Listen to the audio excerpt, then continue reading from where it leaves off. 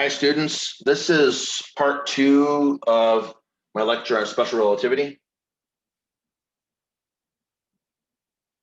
chapter 28, special theory relativity.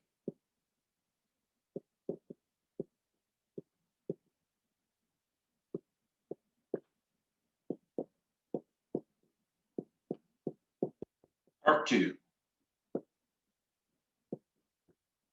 Okay, so in part 1, initial part of this video, we discussed that we're now entering modern physics, which is the physics of the 20th century and beyond.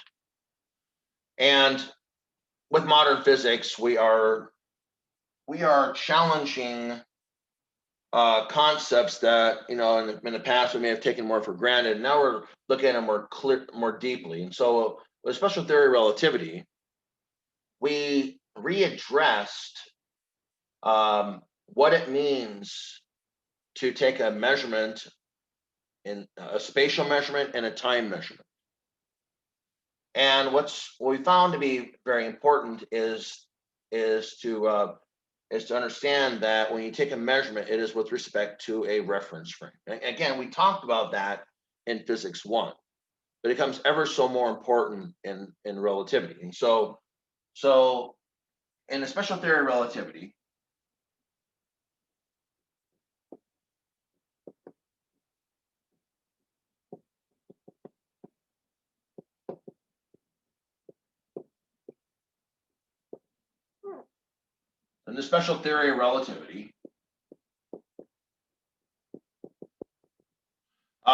we enforce that measurements, the spatial and time measurements,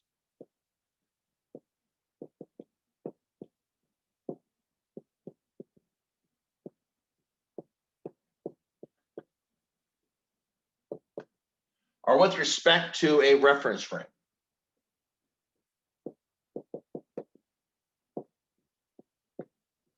Or relative to reference frame. And again, a reference frame is a fancy terminology for a coordinate system.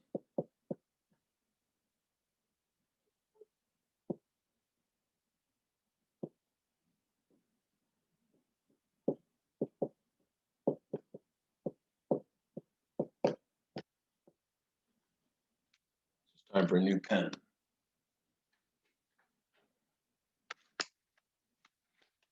Okay, so now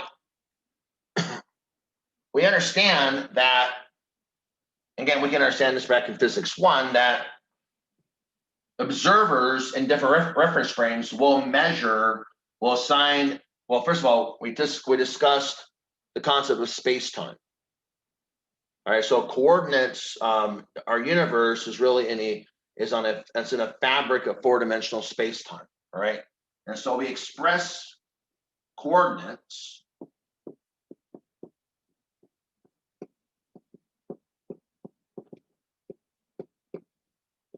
in a 4-dimensional space-time.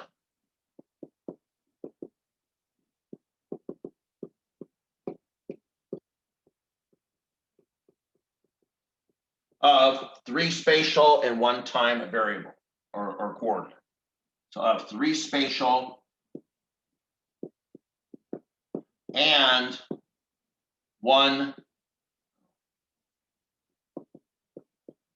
time coordinate.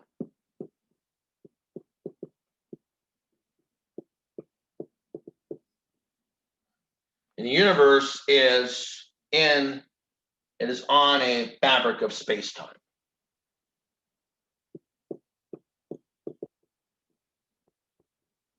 All right, so everything in the universe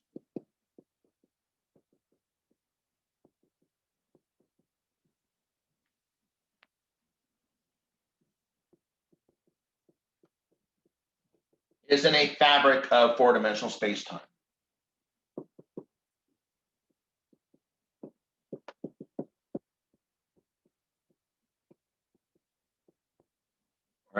Now,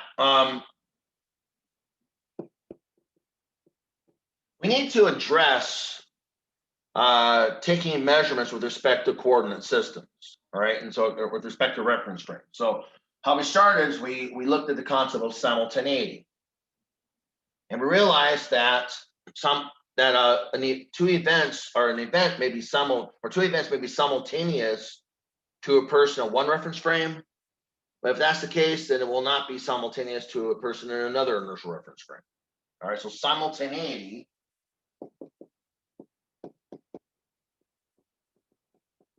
is a relative concept.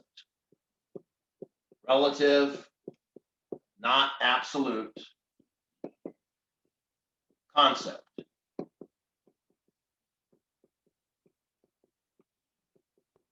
So two events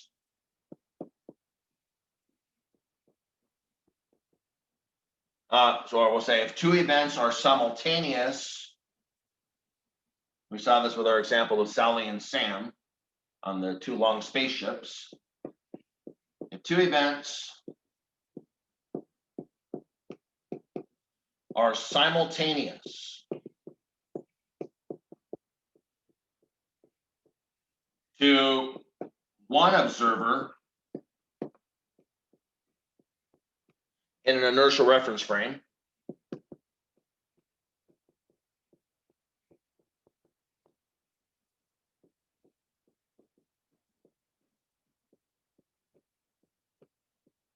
then they will not be simultaneous to another observer in another inertial reference frame.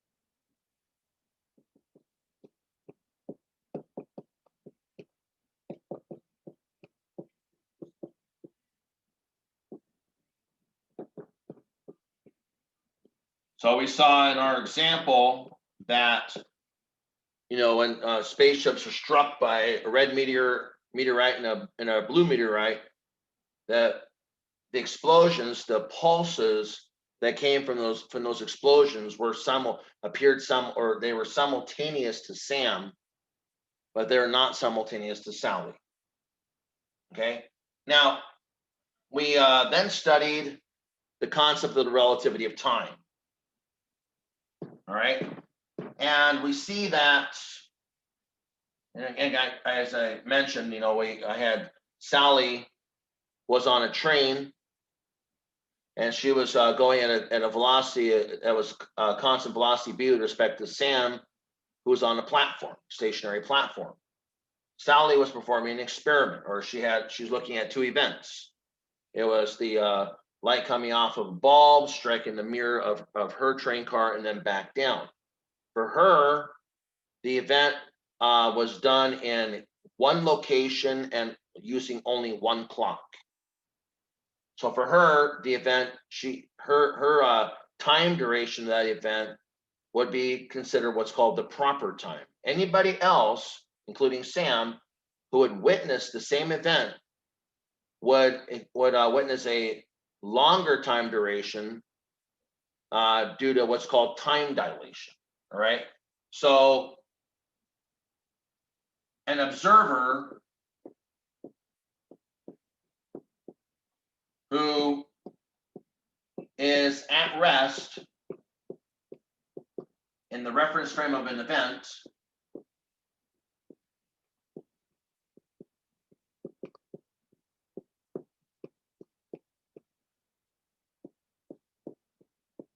such that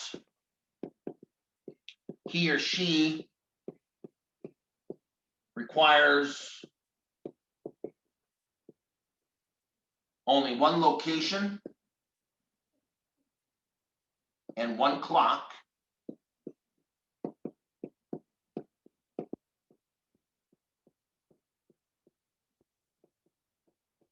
measures the proper time duration.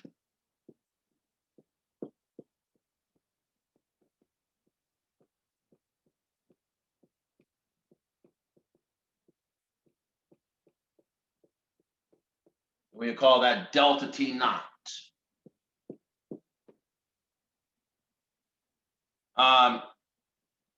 If this reference frame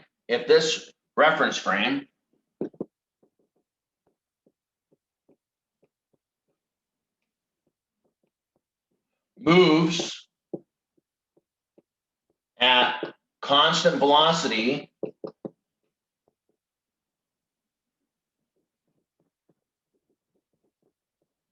v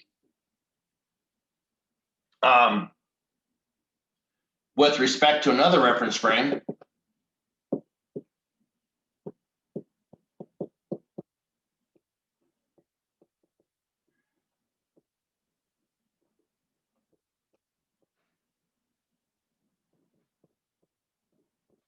then the observer in the other reference frame measures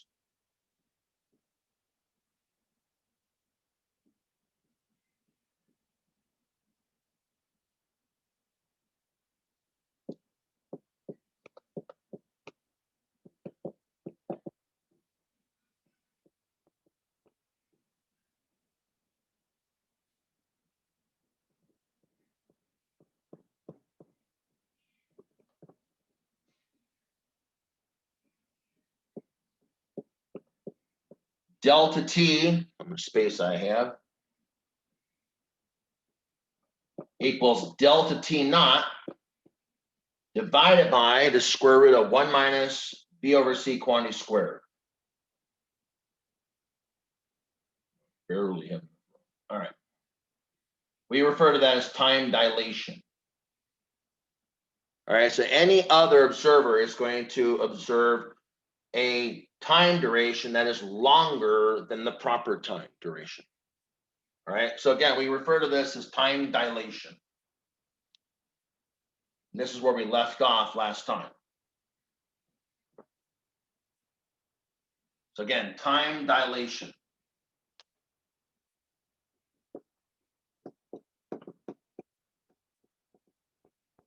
So another observer is going to measure delta T is delta T naught divided by the square root of 1 minus B over C quantity squared. All right, so that's a review of where we left off last time.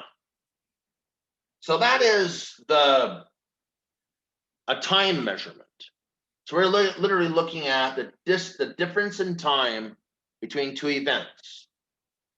So in the case of Sally on the train, her event is going to be, again, the light leaving the bulb, going up to strike a mirror on the ceiling of the car,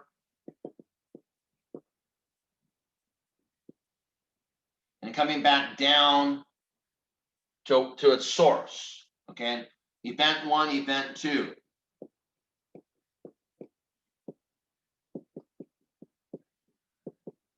Delta T naught is a time that she measures between event 1 and event 2. Sam, who is watching her going by at a speed of phi with respect to her reference frame is going by at a speed of v with respect to his reference frame, he is going to measure delta T, a longer time based upon this time dilation. Now, again, time dilation is real. And again, this is one pair of events, but a pair of events could be, well, a mu meson. Right now, it's mu meson exists, and the other event would be the mu meson decays. So how long is that lifetime? Well, lifetime in the reference frame of the proper reference frame will be shorter than the lifetime as measured by somebody watching the mu meson whiz by them. All right. And again, we also talked last time about the twin paradox. That you have two identical twins, one stays at home on Earth, and the other twin goes and races off at a speed very to a distant star at a speed that's a very large fraction of the speed of light. comes back. Now, according to the stay-at-home twin, the stay-at-home twin were the watch the twin in the spaceship. All the processes of that twin, of the traveling twin, would be very, very slow down. Her heart rate would be slowed down. Her respiratory rate would be slowed down. Her aging process would be slowed down. To the twin who's traveling a spaceship, everything seems normal. But when that twin, the traveling twin, comes home, she's going to come home to her sister, who's either elderly or possibly long since deceased, and maybe she'll come home to her sister's grandchildren. All right. So again, real time dilation is very much real. Now, as we discussed, we talked about measuring times, the difference between two times. What about the difference between two locations or 2 points? Let's imagine measuring a length. Okay, so let's go back to Sam and Sally. Okay, so Sam will measure the length of the platform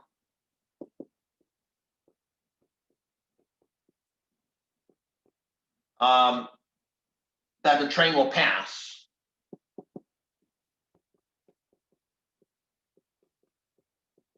The train with Sally on it will pass.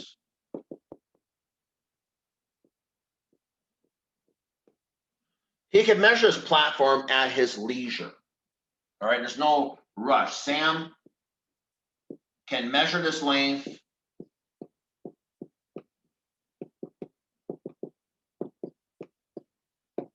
at his leisure. All right. He is at rest with the platform, with the reference frame of the platform.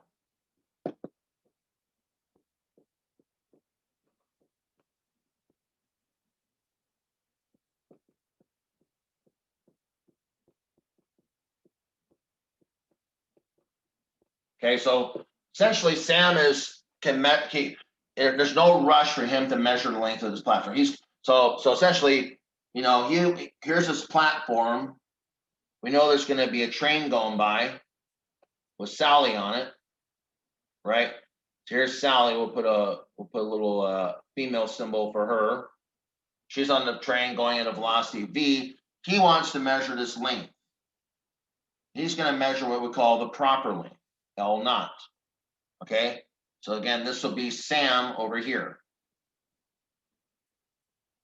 Okay, so Sam's going to measure the proper length, L naught. He can take as long as he wants. He can take a measuring stick or a tape measure, and he can very easily measure the 2 points on the end of this length. So Sam will measure the proper length, L naught. All right. So Sam measures the proper length, L naught.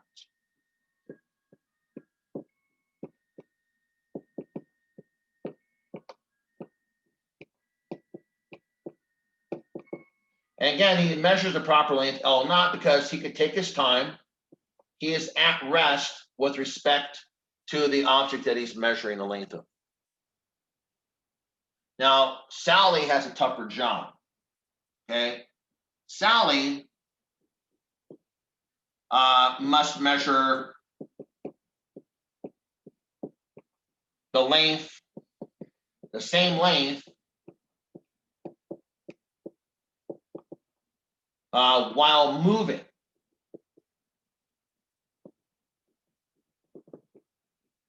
At velocity v.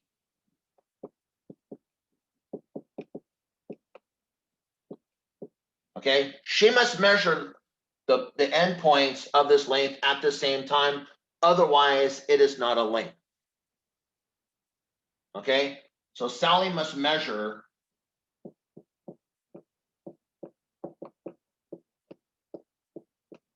the endpoints of the length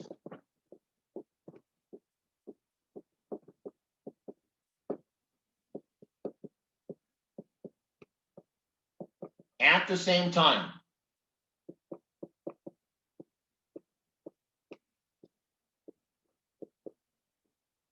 Otherwise, she is not measuring a length. So she has to do this while moving at a velocity v.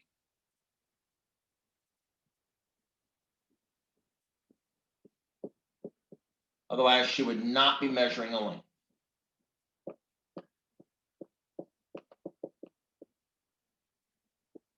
So she is not going to measure a proper length. Again, she, unlike Sam, who can measure the length at his leisure, Sally is under the pressure of measuring everything at the same time. She has to measure the length at the same time. So she's going to measure a length that is not the proper length. Okay? So Sally will measure a length L. That is not the proper length. Okay, she's in a, so to her, the platform is whizzing by her at a speed v. All right, so Sam measures the proper length L naught.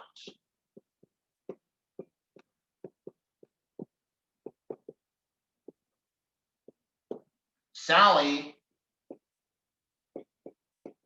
measures the length L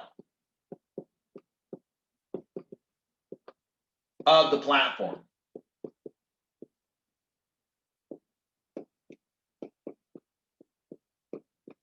That she perceives as moving past her at the speed of v, right? That she perceives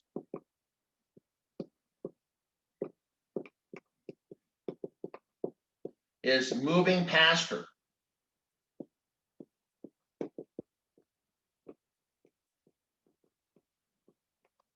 at speed v. Okay, so she measures L, Sam measures L naught. Okay, now Sam is going to look at the train going past this length, and Sam's going to say, well, I measure this. I measure L naught. So this is what Sam's going to, his equation will be, I am measuring L naught, which is the proper length. L naught is, I mean, in my reference frame of the train, my reference frame of the platform, the stationary platform, I can measure L naught. Now I watch the train going at a speed v, but I measure times that are not proper. So I still have my delta t. All right, so when he measures a time, he does not measure the proper time. Sally does. He does, but he measures a proper length. So his equation is L naught is b delta t. Okay, so his time coordinate is dilated, but his length coordinate is proper. But he does view the reference frame of the train going by at speed v. Sally agrees with that. She also knows the train is going by at speed v, but Sally has a different equation. Sally says, well, I measure a length that's not the proper length. I measure L. I agree that the train is going by, the platform is going by me at speed v. However, I measure the proper time. My time duration is proper.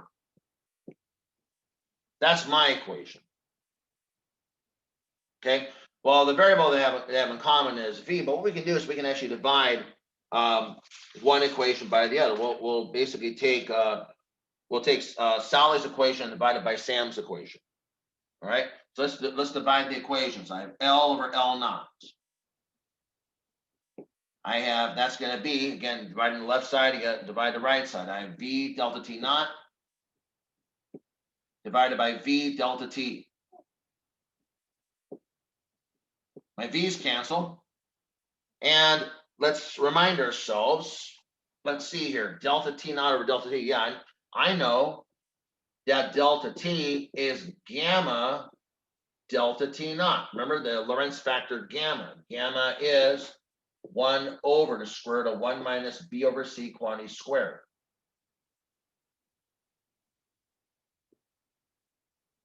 All right, so I know that. And so what I can do is I can substitute. I can substitute for delta t naught. So I can say, okay, well, let's see, for delta t naught over delta t. So let's solve this. Delta t naught over delta t. All right. So again, I'm going to divide by delta t and then divide by gamma. It's going to be 1 over gamma. So what I can do instead is I can then write that L over L naught is 1 over gamma. Or finally, I can say that L equals L naught divided by gamma. Remember, gamma is always greater than 1. Again, that's the little Lorentz factor we talked about last time. So Sam is going to measure some length L naught. He measures the proper length. Now, if gamma is greater than 1, that means that Sally, who's going by, who's whizzing by this platform that's being measured, Sally's going to measure a length that is smaller than the length that Sam measured. We refer to this as length contraction. So Sally, who is not in the proper frame for lengths, she's going to measure a length that is smaller than the one that Sam measured. This is called length contraction. She'll measure a contracted length, a smaller length than Sam, because she is in a reference frame that is moving at a velocity v with respect to Sam. So Sam will measure a dilated time. That's called time dilation. He will measure a larger time. But Sally, who is riding along, with the experiment, but the experiment is no longer the experiment. The experiment now is measuring the length of the platform. So they reverse roles in this case, and now Sally is going to see the platform as shorter. Okay, so again, length contraction, an effect of special relativity.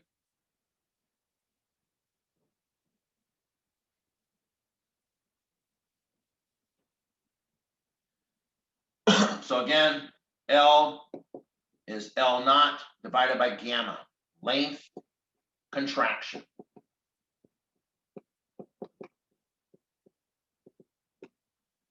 So in words, so effectively, if two events occur at the same place in an inertial reference frame,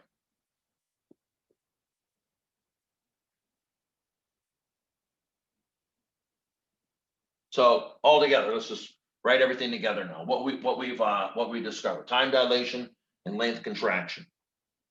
All right. So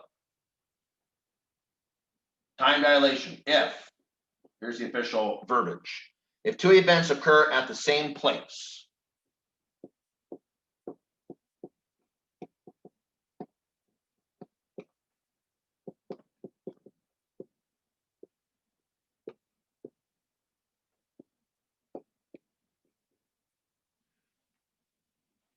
In an inertial reference frame.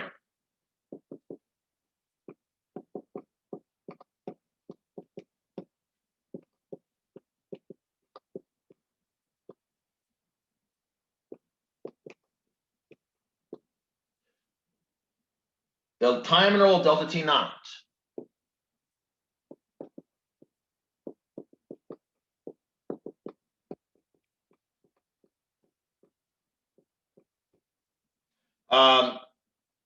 between them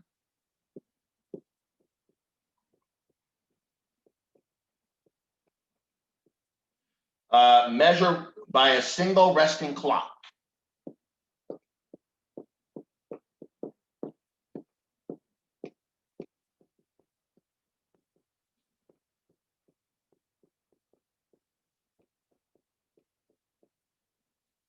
Is called a proper time interval.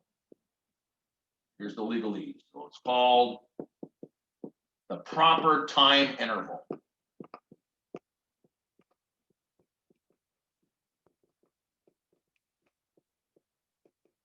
Okay. All other observers will measure a larger value for this interval. That's called time dilation.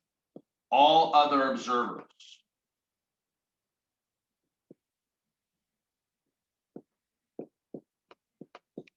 will measure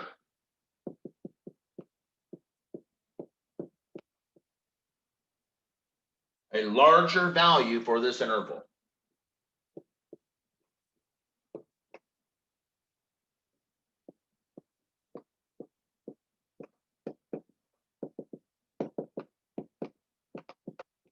Okay, that's your time dilation. The length contraction. The length L naught of a rod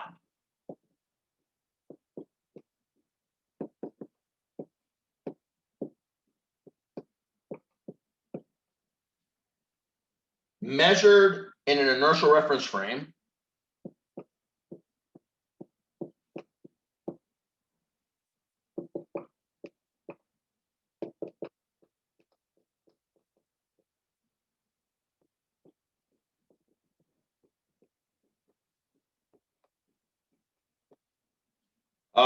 in which the rod is at rest.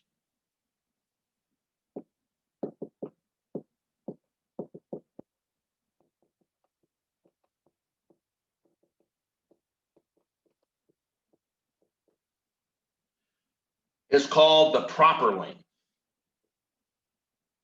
And so Sam was measuring a distance while he was at rest with the platform.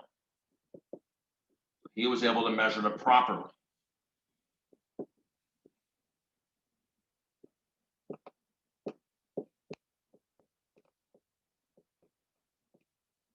All other inertial observers will measure a shorter length.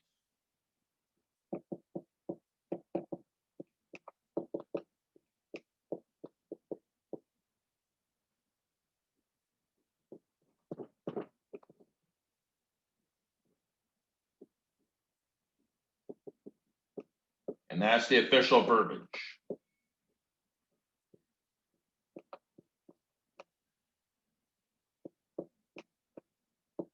All right, so officially, time dilation. If two events occur at the same place in an inertial reference frame, the time interval, delta T naught, between them, measured by a single resting clock, is called the proper time interval. We call that delta T naught. All other observers will measure a larger value for this interval, some delta T. The length, L naught, of a rod measured in an inertial reference frame in which the rod is at rest is called the proper length. All other inertial observers will measure a shorter length. That's called length contraction. Now, don't get hung up by questions like, does the rod really shrink? Or do the atoms in a rod really get pushed together? Remember, the length of a rod is what you measure it to be. That's what it is. That's what you're measuring. So again, some people get caught up, with, well, does the rod really shrink? Well, that's not an important question to ask. All right. So again, don't get caught up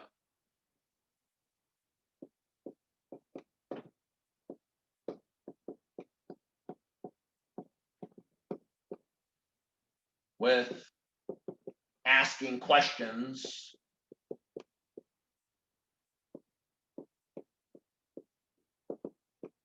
like, does the rod really shrink?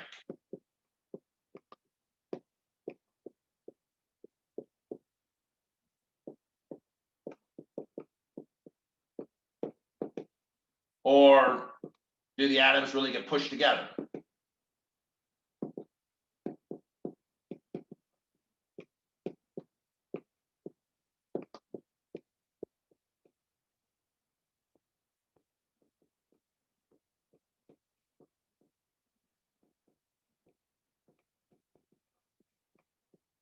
Okay, we don't need to ask those questions. For us, it's about measurements. So the length of a rod is simply what you measure it to be.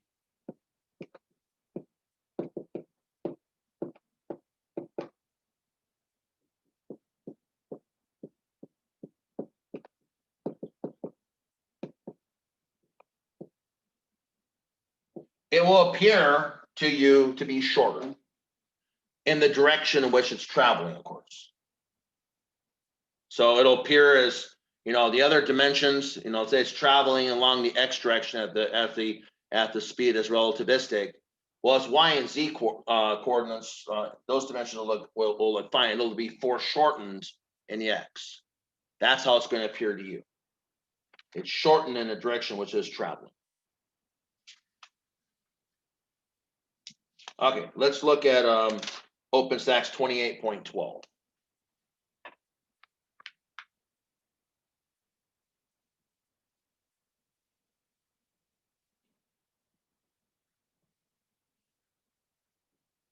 OpenStax 28.12 says a spaceship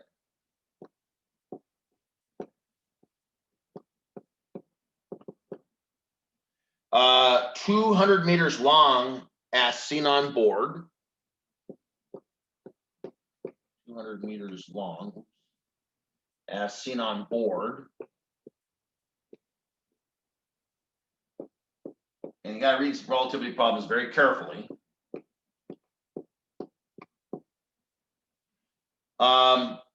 Moves by the Earth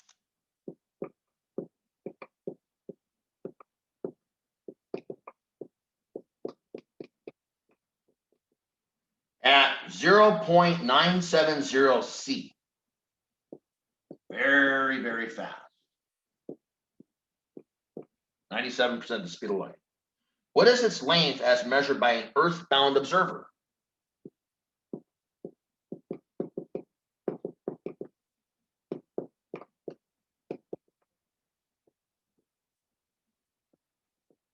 All right, let's think about this.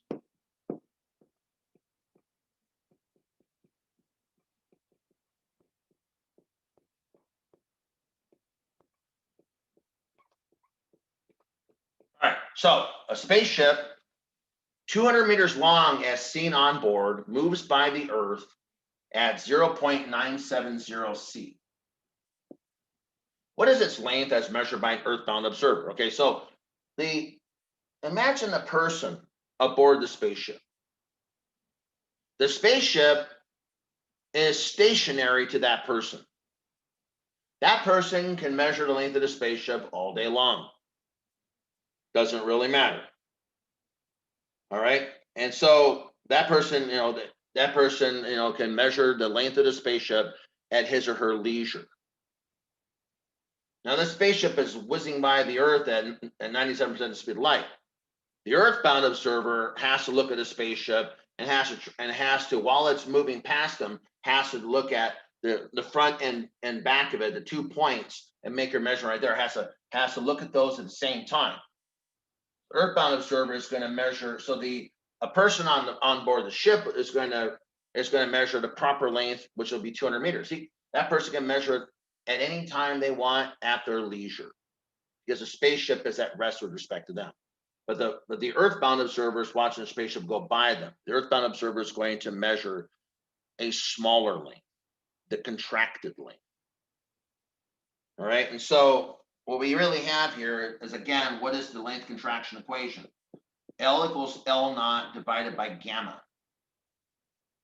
Okay, now remember gamma is 1 over the square root of 1 minus b squared over c, or 1 over b over c quantity squared. So 1 over gamma is just going to be multiplying by the square root. All right, and so what I really have here is that L is the square root of 1 minus b over c quantity squared multiplying L naught. Remember, L naught is outside the square root. That's what I get now. So B over C is 0.970. So what I get is that L is 1 minus 0.970 squared, square root of that, multiplied by the proper length, 200 meters. When I work this out, I find out that I, as an earthbound observer, or any other earthbound observer, will only measure the length of the spaceship to be 48.6 meters. To us, the spaceship has a length of 48.6 meters, but to a person on board the ship, they would measure it to be 200 meters. The ship appears much shorter to me. Its length is contracted.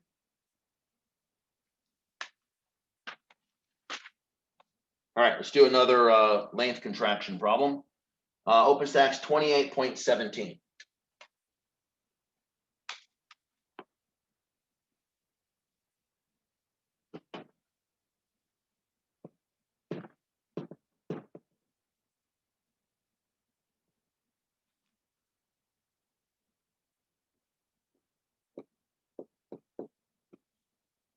Okay.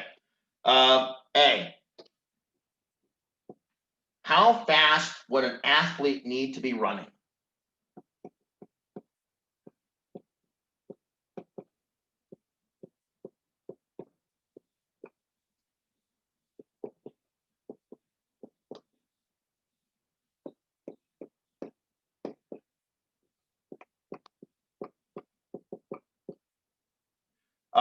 For a 100-meter race to look 100 yards long.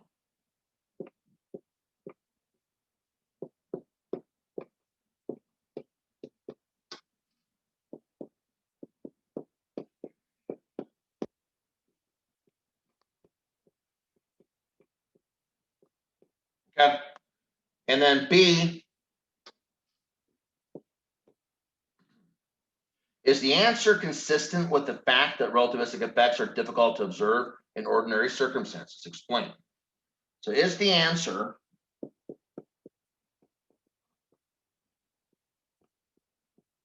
consistent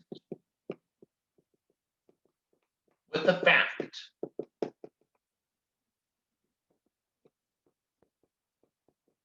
that relativistic effects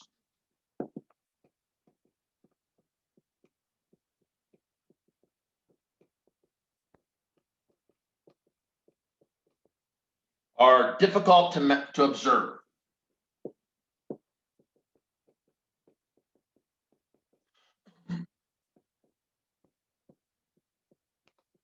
In ordinary circumstances.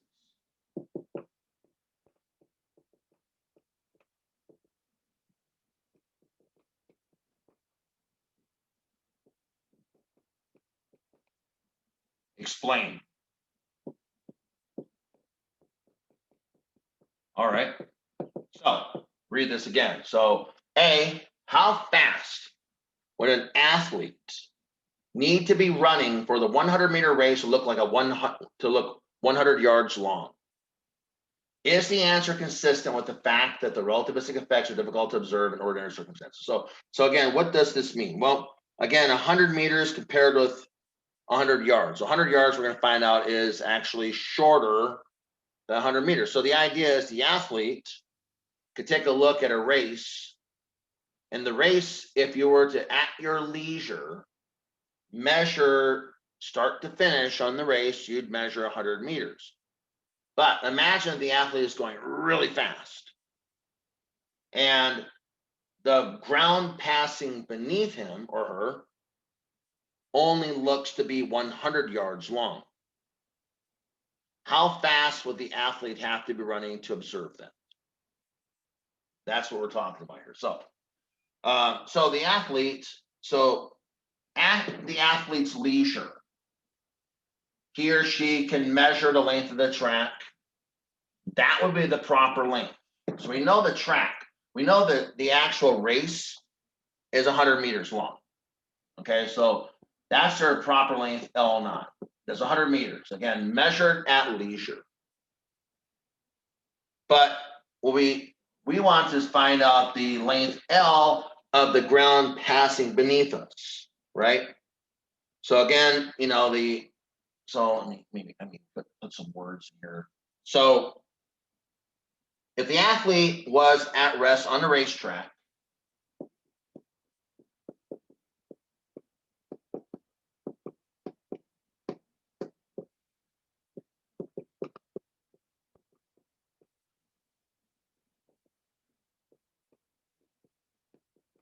not running, okay, he could measure the length to be L naught equals 100 meters. So he could leisurely measure the length of the track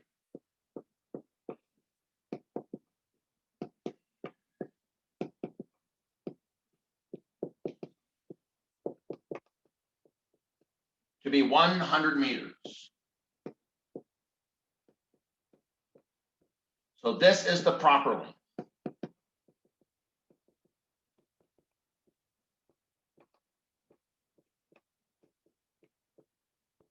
L naught. Okay. As the athlete runs, the track passes beneath him. So as the athlete runs,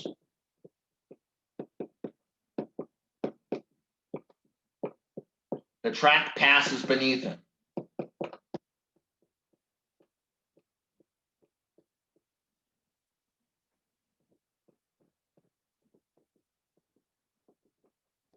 So at what speed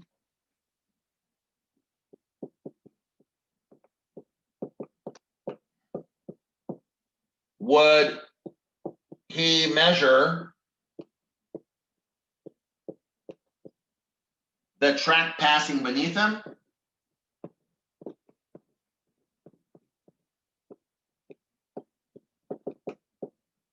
I mean, that's what we're trying to do here.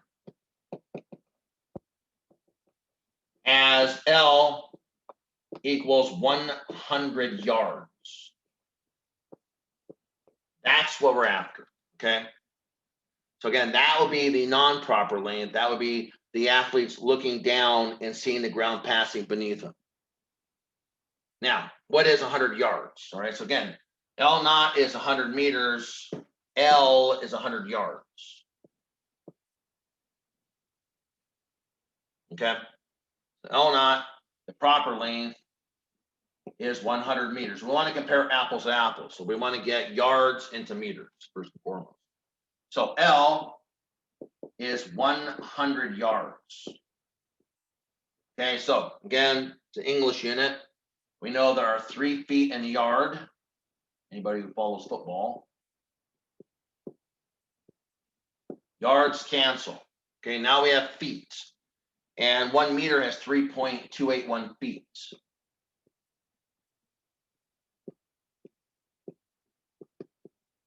We find out that L, now feet cancel, now we have meters.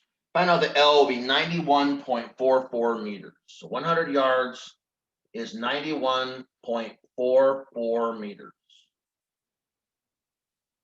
Okay, so what that means is, well, this L is going to be contracted.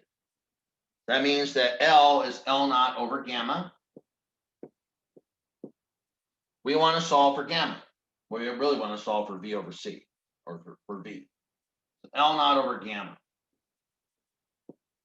So that's so that means that L minus L naught, or L over L naught, divided both sides by L naught, is 1 over gamma. Well, remember, you know, gamma is a square is 1 over 1 minus V over C quantity squared. So 1 over that's going to be directly the radical, right? So I can write this as 1 minus V over C quantity squared. Square root of that is L over L naught.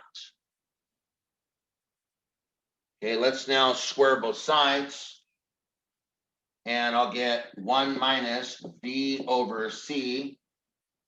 Quantity squared is L over L naught. Quantity squared.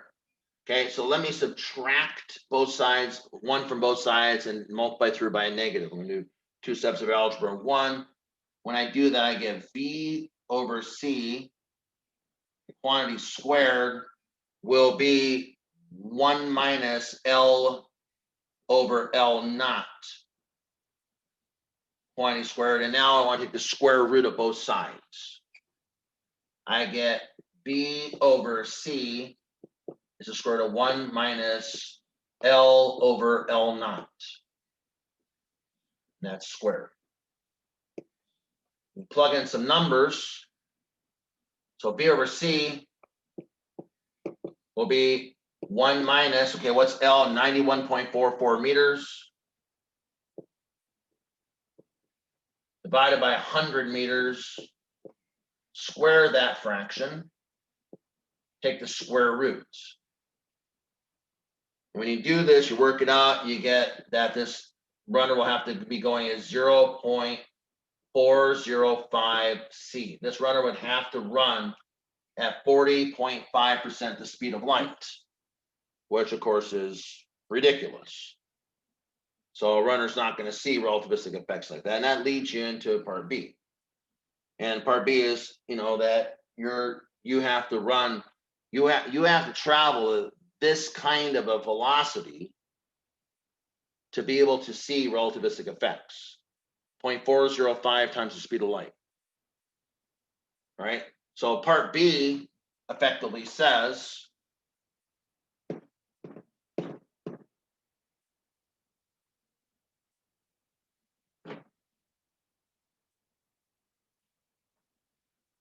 so B,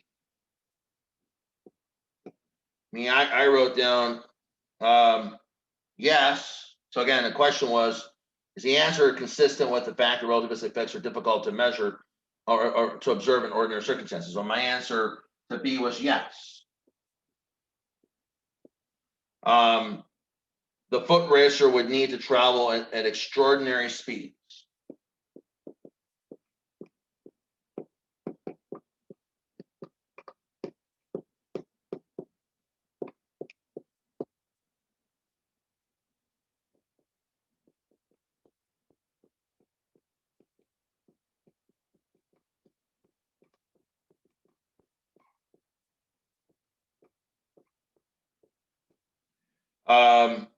To observe length contraction of this size.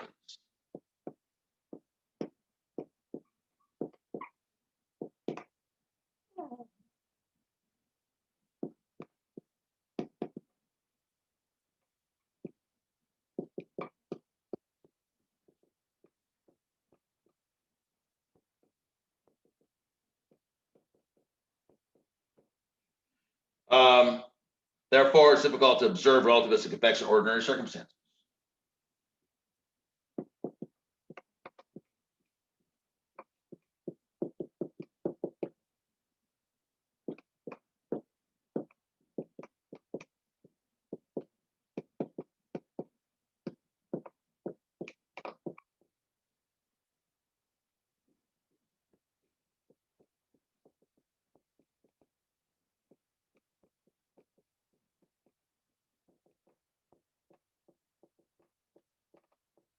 All right. And that's my answer. I say yes, the foot racer would need to travel at extraordinary speeds to observe length contraction of this size. Therefore, it's very difficult to observe relativistic effects in ordinary circumstances. That's how I answer. Okay. Okay, so that is our application or readdressing of time and length measurements. All right, so we have time, we have length. The next thing we'd want to look at would be velocity. So, for instance, somebody in one reference frame may observe an object going at a certain velocity. Well, given that you know that lengths and times change with respect to depending upon what coordinate system you're you're in, what inertial reference frame you're in, then that really leads that you would also logically conclude that velocities would also change. That one observer in a reference frame would observe a different velocity than another observer. So now we're going to look at relativistic addition of velocities. All right, so now again, this gets to the whole concept of the relative velocity problem that we first looked at. Now, I talked about the velocity of the ball with respect to the cart is equal to the velocity of the ball. The velocity of the ball with respect to the Earth is equal to the velocity of the ball with respect to the cart plus the velocity of the cart with respect to the Earth, right? Well, that's Galilean addition of velocity. But that clearly cannot work. We clearly saw from the experiment at CERN that the velocities do not add this way. How do they add? All right. So again, relativistic addition of velocities.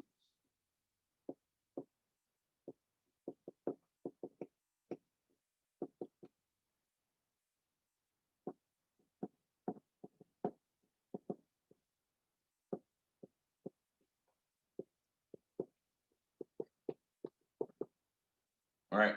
So they don't add in a simple way, like my cart example back in at the beginning of back in physics 1, and I repeated it at the beginning of the last video. So let's look at a generalized picture first and foremost. So again, we talk about reference frames. So let's imagine I have a frame, I'll call it F. That is let's say stationary, like the laboratory.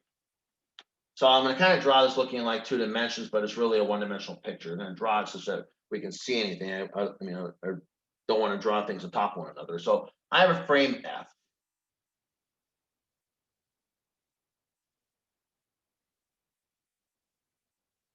Okay, one frame, a reference frame is the fancy word for a coordinate system. Okay, I'm going to call this frame, I'm going to call F. Okay, it's a reference frame. F stands for frame. Okay, now I'm going to say that this is the reference frame that's stationary. So again, with stationary, I usually do not use primed, I use unprimed variables. So anything you're going to measure in frame F is going to be like X something Y. Now let's imagine that I have another frame, but this one's moving. So I have a frame F prime.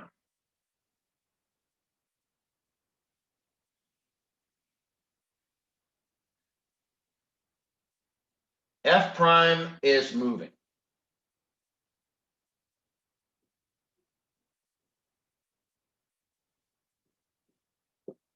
So it's going to have variables X prime and Y prime.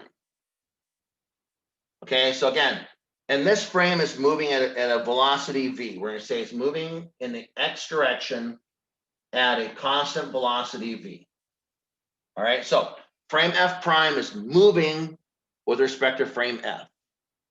And it's moving at a constant velocity V along the X direction in a very general way. Now, let's imagine that both some observer in F prime, another observer in F, witness an event.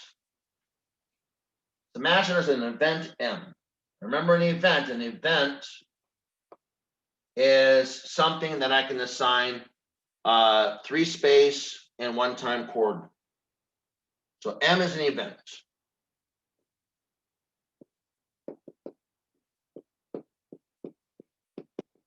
Again, recall an event is something that happens.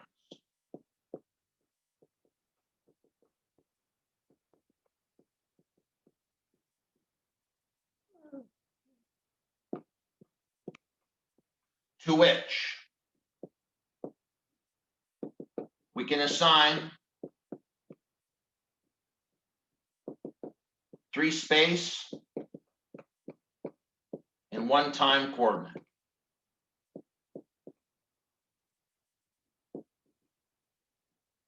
All right. So some events.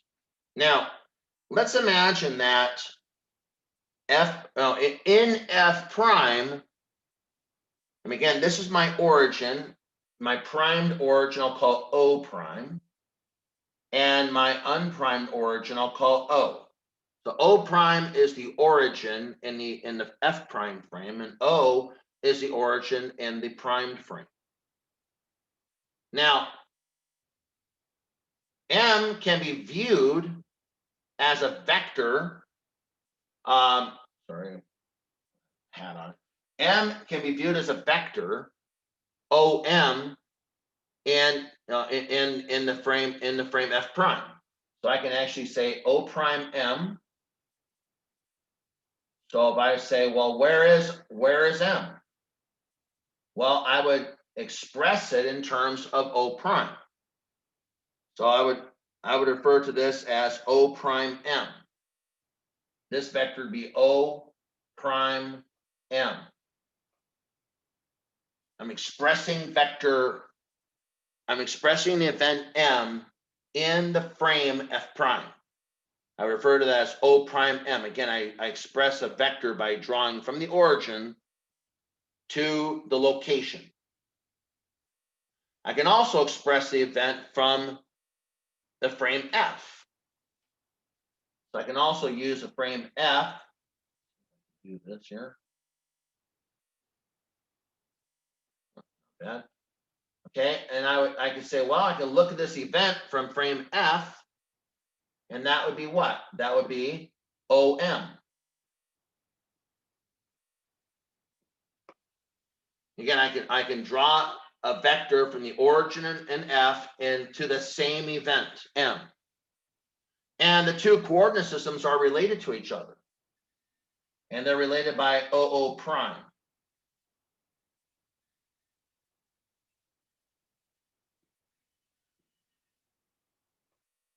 All right, so basically I have 3 vectors in space.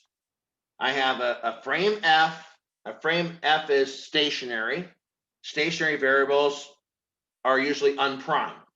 I have a frame F prime that's moving at a constant velocity v in the x direction, and its variables are primed, x prime and y prime. So an observer in F prime is and an observer in F is looking at the same event M. This is an event we're calling M. Okay, it's something that happens to which we can express 3 space and 1 time coordinate. Okay, so we call this, whatever the event happens to be, turning on a light bulb, whatever, call that M. So if I draw a vector in F prime, say, I want to locate M. Well, I could draw a vector from the origin to M. I call it O prime M. I can also say I want to locate M from the observer in frame F. Well, again, the origin would be O to M. I'd call that vector OM. Then I can relate the 2 frames moving together as OO prime. They're basically a vector going from one origin to the other origin. So I can actually express this this relationship, to M. I can express this as a coordinate relationship and just say, well, the vector OM is really equal to the vector OO prime plus the vector O prime M. Again, that's just a simple vector relationship. Nobody says I can't say that. I mean, again, that is a relationship of these 3 vectors. The vector OM is equal to the vector OO prime plus the vector O prime M. Okay, now, look at this a couple different ways. We're going to using the coordinates x and t and f.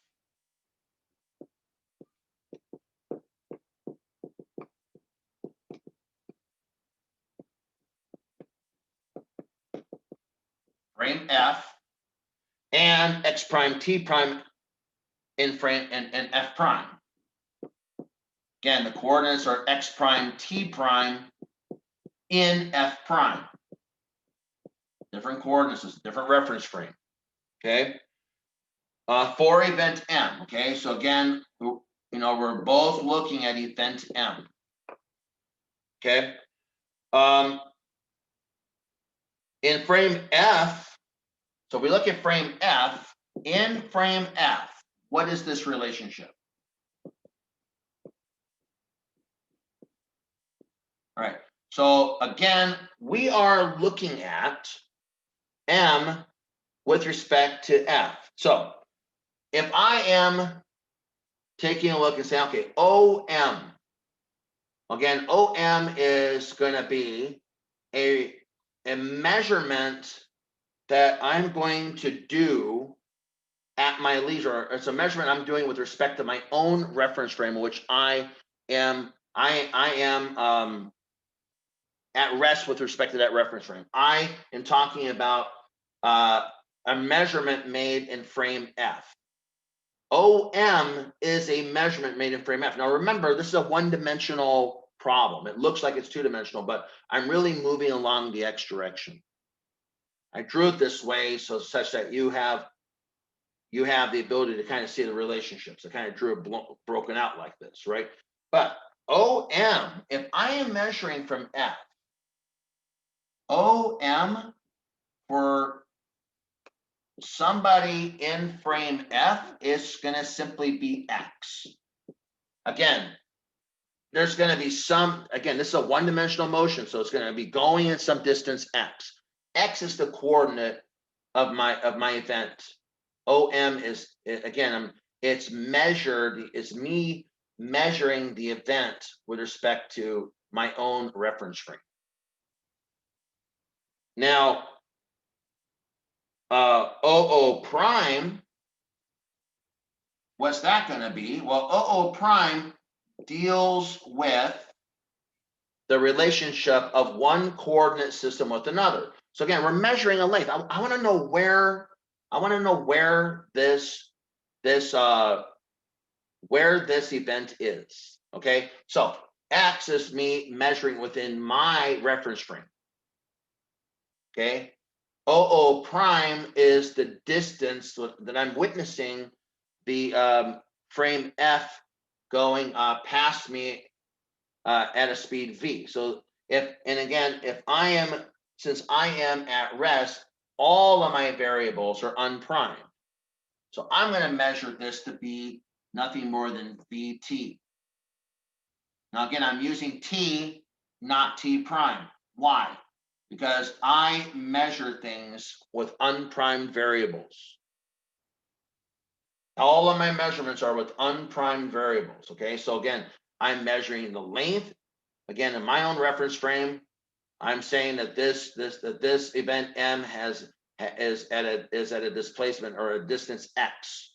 Again, this is supposed to be a one-dimensional picture. OO prime is the length that is now that's associated with the traveling of one coordinate system, the f prime reference frame, with respect to f. So in a time t that I would measure, unprimed time t, I know that the f prime is going at speed v with respect to f. I would measure that length to be vt. And then finally, I have O prime m. Now, O prime m is I'm measuring something that's occurring in another reference frame. Now, remember, there's going to be length contraction associated with that because I am looking at something that is in another reference frame. Again, it is an event that's in another reference frame. So I would measure it to be x prime over gamma. All right. So again, the other reference frame, the person in there is going to say, I measure this to be x prime. I'll say, well, it doesn't look like X prime to me. It looks like it's contracted. I have to divide by gamma for me looking at it. I'm looking at everything from the stationary reference frame. And so something that you measure, the person living in F prime, that's going to, yes, that's your variable, X prime. That's what you measured it to be, but I don't see it that way. I see it as contracted by gamma. And so my relationship, putting this all together, I'm going to say that this is X equals BT plus X prime over gamma. That is what I measured. Again, let's recall. I'm drawing this picture to be kind of blown up such that it's really a one-dimensional picture. I really ought to draw one frame on top of the other, but it'd be very hard to see this. I'm trying to exploit this vector relationship. All right, so it's really a one-dimensional picture of F prime moving at a velocity v with respect to F in the X direction, and F is a stationary frame.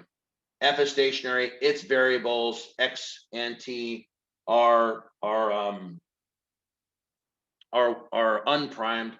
The variables in the primed coordinate system or F prime are primed variables. So I see that there's this vector relationship.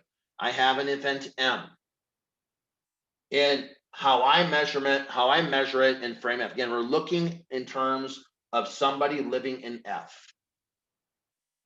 From frame F, well, if I measure something a distance, and again, it's going to be a one-dimensional distance, I'm going to measure X. That's what I do in my frame. I measure unprimed variables. I'm going to look at the frame going past me, and I know it's going at speed v, and I measure variables that are unprimed. Now I have to now look inside the F prime system, and I see, okay, well, the person in there is saying, well, yeah, I measure X prime, and given that I'm watching this, I know that that would be the proper length for that person. However, I am going to see a contracted length. I need to divide by gamma. So this relationship being looked at by a person living in F, in frame F, is going to be X equals BT plus X prime over gamma. What if we look at it from frame F prime? Instead of looking at it from frame F, let's now look at it from frame F prime. All right, so let's put this relationship in the parking lot for a moment. So again, in the context, or with respect to the reference frame F, I am able to derive the relationship that X equals BT plus X prime over gamma. What if I am looking at it from frame F? All right, so I'm sorry, frame F prime. So I can kind of write the same things down, but this time everything is F prime. So I'm now going to have coordinates X prime and T prime that live in F prime. So I want to look at this relationship. Oh, it's actually, what am I talking about? This is the same. So again, using coordinates X, T, and F, and X prime, T prime, and F prime, prevent M in frame. Okay, now I'm going to look inside of F prime. I want to see what's going on in F prime. Well, again, F prime is going to look this way. Well, OM for an observer in F, remember, looks like X, but it's not going to look like X for a person living in F prime. It's going to be contracted. So again, when I'm looking at something measured by somebody in another coordinate system, well, that coordinate system looks like it's whizzing by me. So it's going to look like it's contracted, X over gamma. So again, OM is a measurement in F, but when I look at it from F prime, it looks contracted. It's length contracted, X over gamma. Now OO prime to me is just going to be, we both agree that one reference frame is going past the other at a speed v. However, remember, if I am in F prime, I am measuring with variables that are prime. And finally, O prime M is a measurement that belongs entirely to my frame. Again, I'm a person who lives in F prime, and so I just see that distance in my own frame. So again, unlike before everything was with respect to an observer living in F. Now we're talking about an observer living in F prime. An observer living in F prime is going to look at the variable OM. OM is a variable that belongs to F. So if F says, yeah, I measure that to be X. Well, okay, well, you are moving with respect to me at a speed V. I'm going to measure that as contracted. I will measure as X over gamma. OO prime, okay, we both agree that F prime is moving with respect to F by an amount, by a velocity V. However, I measure things in terms of prime variables. So I will say, well, I measure that to be VT prime. And O prime M, well, that's a measurement that entirely belongs to F prime. And again, F prime, I am the observer in F prime, so I'll just measure that as X prime. And if I look at this again, I'll say, well, rewriting this variable, what's OM? Well, it's X over gamma. Okay. Let's see, that's equal to OO prime. Well, that's equal to VT prime plus X prime. Okay, that's the equation. That's how I, as an observer living in F prime, would express the same equation. An observer living in F expresses it this way. An observer living in F prime expresses it this way. All right, so we have two equations. So let's write them together, and then we'll combine them. All right, so I'm going to erase these pictures. Let's remember these two equations. We have two equations. Essentially, we're looking at the same event, M. Again, this equation is for an observer in F prime. This is an equation that's for an observer in F. All right, so right now we can just go into mathematics. So what do I have? I have, again, X over gamma equals VT prime plus X prime. And I have X equals VT plus X prime over gamma. I get this right. Let's see. X over gamma is VT prime plus X prime, and X equals VT plus X prime over gamma. Now, those are my two equations. Let's rewrite them. And all I'm really going to do is just multiply through by gamma. So this top equation here, what I can do is say that I will solve this equation for X prime. So I'll rewrite this equation as X prime equals gamma times X minus VT. Okay. The second equation I solved for X prime. I took X, subtracted VT, and just multiplied by gamma. This other equation I'll write for X, and all I'm going to do now is just multiply both sides by gamma. My other equation looks like the following.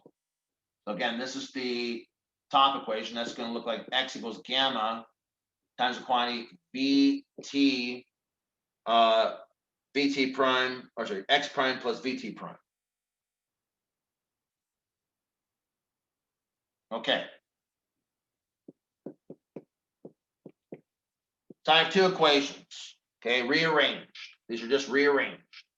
I have X prime is gamma times the quantity X minus VT. And I have X equals gamma times the quantity X prime plus VT prime. This is just my two equations rearranged. Okay, I'm going to remember these two equations as star. Okay, so I'm going to put a little star next to them to remind ourselves of these equations. What I'm going to do is I'm going to eliminate X prime between the two variables. All right, so let's eliminate X prime.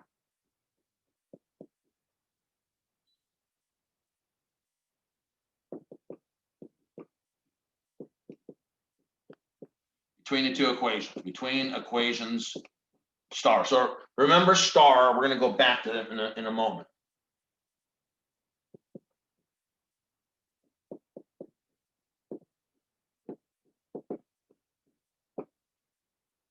Okay, so I'm going to eliminate x prime. How do I do that? Well, I'm going to basically stick, instead of having x prime here, I'm going to stick this relationship inside up here. And instead of x prime, it's going to be gamma times quantity x minus vt. So it's going to be a little bit messy for a moment. So essentially, I'm going to take this second equation. I have x equals gamma, and I'll turn this into brackets now. Instead of x prime, I'm going to stick this in here. That's going to be gamma times the quantity x minus vt, and then what's left over is I still have a vt prime. Okay, just combining equations, eliminating x prime. So again, I have x is gamma, and then I turn this into brackets instead of parentheses, and I'm just going to stick, instead of x prime right here, I'm going to stick the right-hand side inside of the second equation. So gamma times 20 x minus vt and parentheses plus vt prime. Now it's got to clean up. All right. So let's multiply out.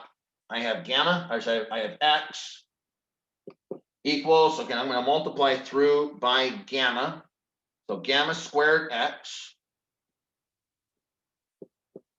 and then I have gamma minus gamma squared vt.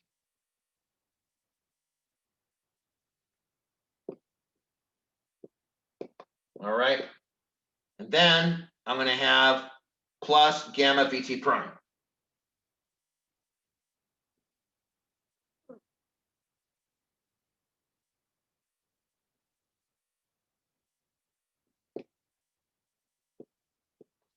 Again, just doing algebra. So now I have x equals gamma squared x minus gamma squared vt plus gamma vt prime.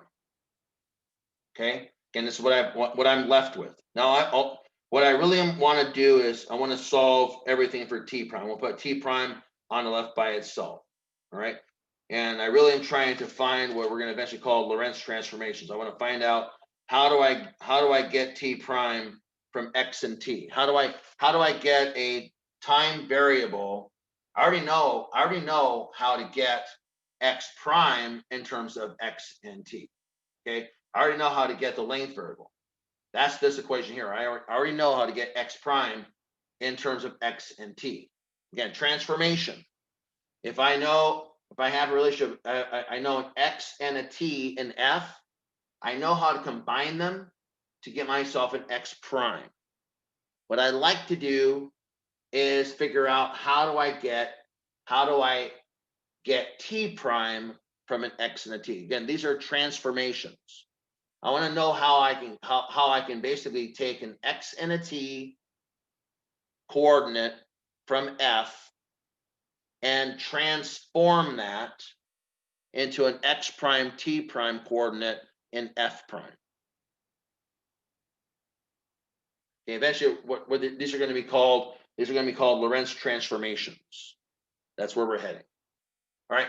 So I want to solve this equation for t prime. So let's basically put gamma vt prime all by itself and throw everything else on the other side. So what I have is gamma vt prime is equal to what? It's going to equal x, which is already on the other side. Subtract gamma squared x, add gamma squared vt.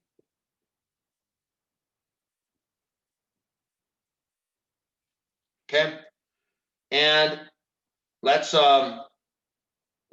basically combine here. So I'm going to kind of rearrange. I have gamma vt prime.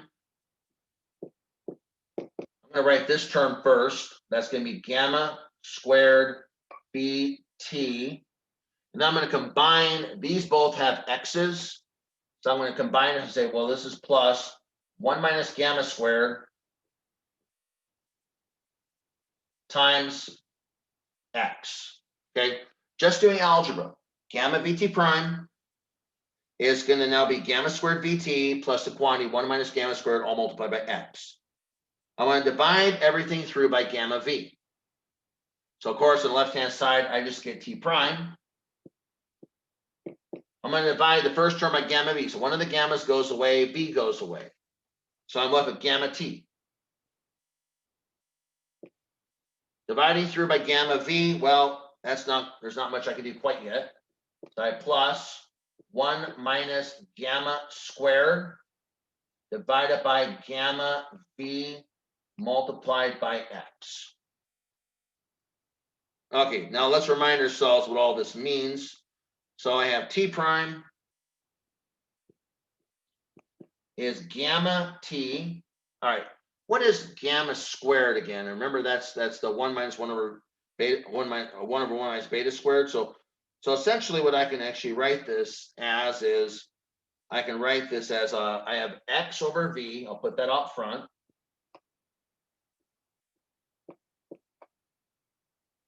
Okay, and then I'm going to write this as 1 minus 1 over 1 minus beta squared. Okay, so squaring this gets rid of the square root. And on the bottom here, I have basically this v is already pulled out with x. All I have left is gamma. That's going to be 1 over, let's see if I'm running out of space here, 1 minus beta squared, square root.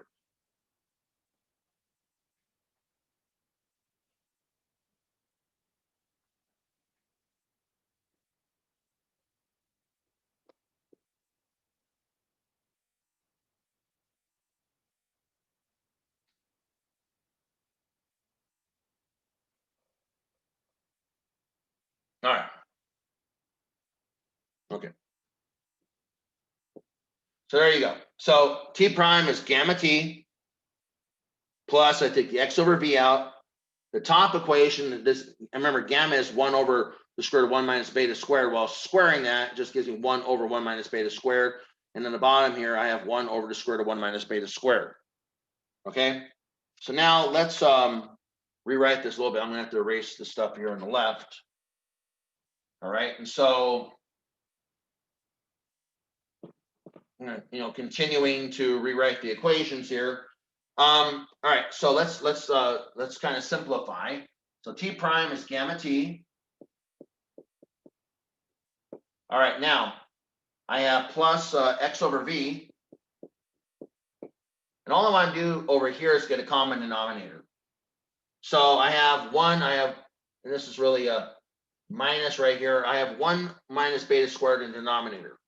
So I'm going to get a common denominator. So I'm going to multiply the top and bottom of this first term by 1 minus beta squared.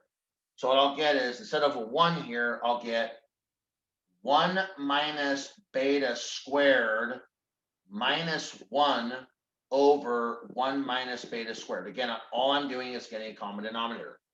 I'm just turning this 1 into 1 minus beta squared over 1 minus beta squared, and then combining. On the bottom here, and these two ones cancel out. On the bottom here, I still have 1 over the square root of 1 minus beta squared.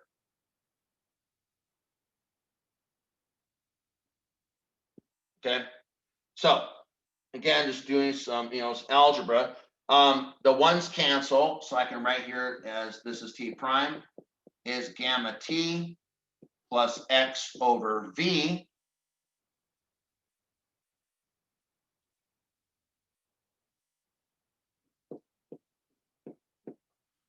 Okay, those ones are gone.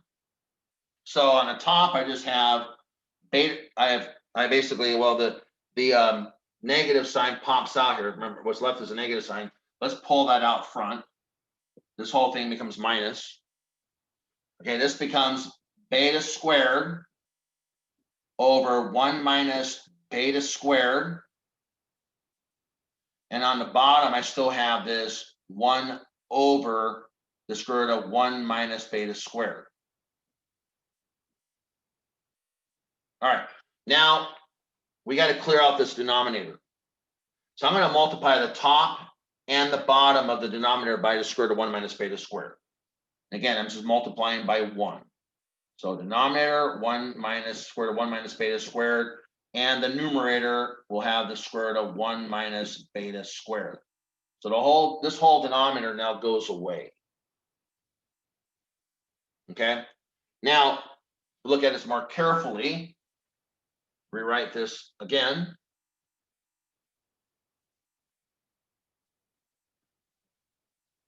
So I have t prime equals gamma t.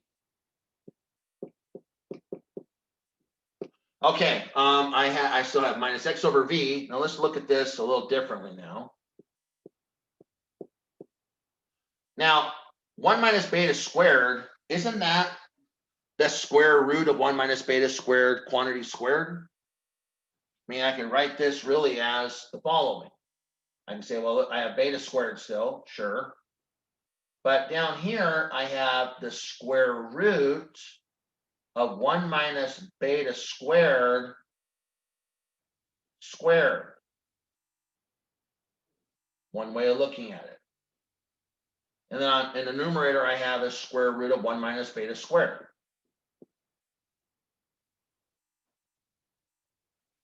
All right, and so what's going to happen here is that this square will cancel one of these square roots in the bottom, in the denominator. And so when that happens, I get the t prime is gamma t minus x over v.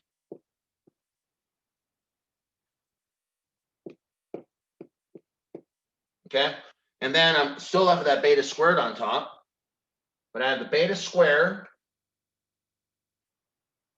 Write that again. So minus beta squared. And what's left is just, what's left is beta squared again, divided by, again, this whole fraction is being subtracted. And I just have one of these square roots, 1 minus beta squared left over. All right. Now remember, 1 over 1 minus beta squared is what? Oh, actually, I messed up here. X over v. Well, 1 over 1 minus beta squared is gamma. So I can actually rewrite this as t prime equals gamma t, right, minus gamma, this 1 over 1 square root of 1 minus beta squared, which is gamma x over v times beta squared.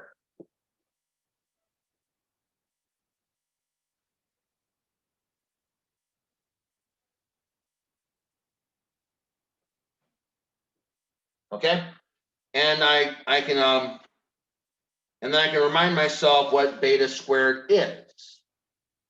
T prime is gamma t minus gamma x over v. Remember, beta is v over c. So what I'm going to get, make this better, t prime is gamma t minus gamma x over v times b squared over c squared. One of these v's cancels out. All right, so let me go back to the left here. Almost done. So one of the v's cancels out. Great. And I can finally write that t prime equals gamma t. Well, actually, I can pull the gamma completely out. Well, let's just do one more step. So gamma t, one of the v's cancels, right? So I have minus gamma, and then I have x v over c squared.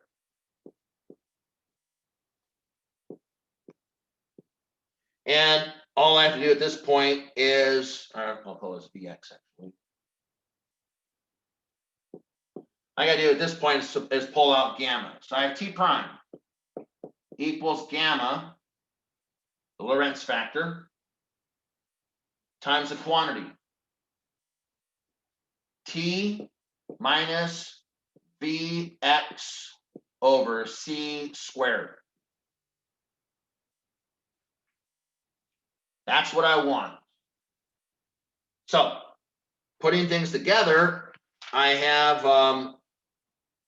a pair of relationships. I can say, well, I can go to x prime. If I know a variable x and t in frame f, if I know variable x and t in frame f, I can tell you what x prime is in frame f prime. If I know variable x and t in f, I can tell you what t prime is in f prime. So again, we're looking at two frames that are moving in relative motion to each other. In f, in frame f, all my variables are given by x and are unprimed variables. So in frame f, I might say, I know a coordinate of my event. It's x and t. Well, I can do this combination and give you x prime. I can do this combination and give you t prime. So I have an algorithm that can give me x prime and t prime if I know x and t by following these two equations. Now, I could have done the algebra a different way. Okay, I could have gone back and instead I could have said, well, let's go back to equation star, and instead we eliminate x. All right, so again, these are, we're going to find out, these are called Lorentz transformations. But so these are called Lorentz transformations. Again, named after Henri Antoine Lorentz. The idea is I know an event, M, I called it M, that if I know the coordinates in frame F, and in my example, frame F was stationary, I can follow these two transformations, these transformation equations, and I can give you x prime, t prime in moving frame F prime. Now, I could have gone the other way. I could go back to, again, I could go back to equation star. So we could go back to equation star.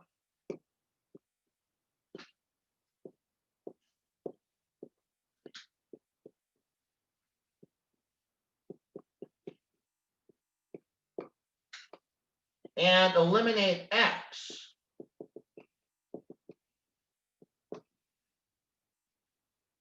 Instead of x prime. Remember, if you go back to your notes, we eliminated x prime. But I could also have gone back and I could have made a choice to eliminate x instead.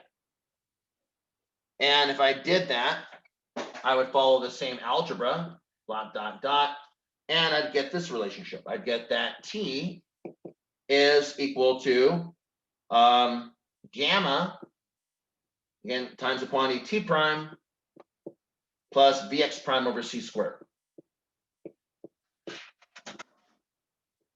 And oh, by the way, I happen to, one of my equations in equation star is this, if you recall.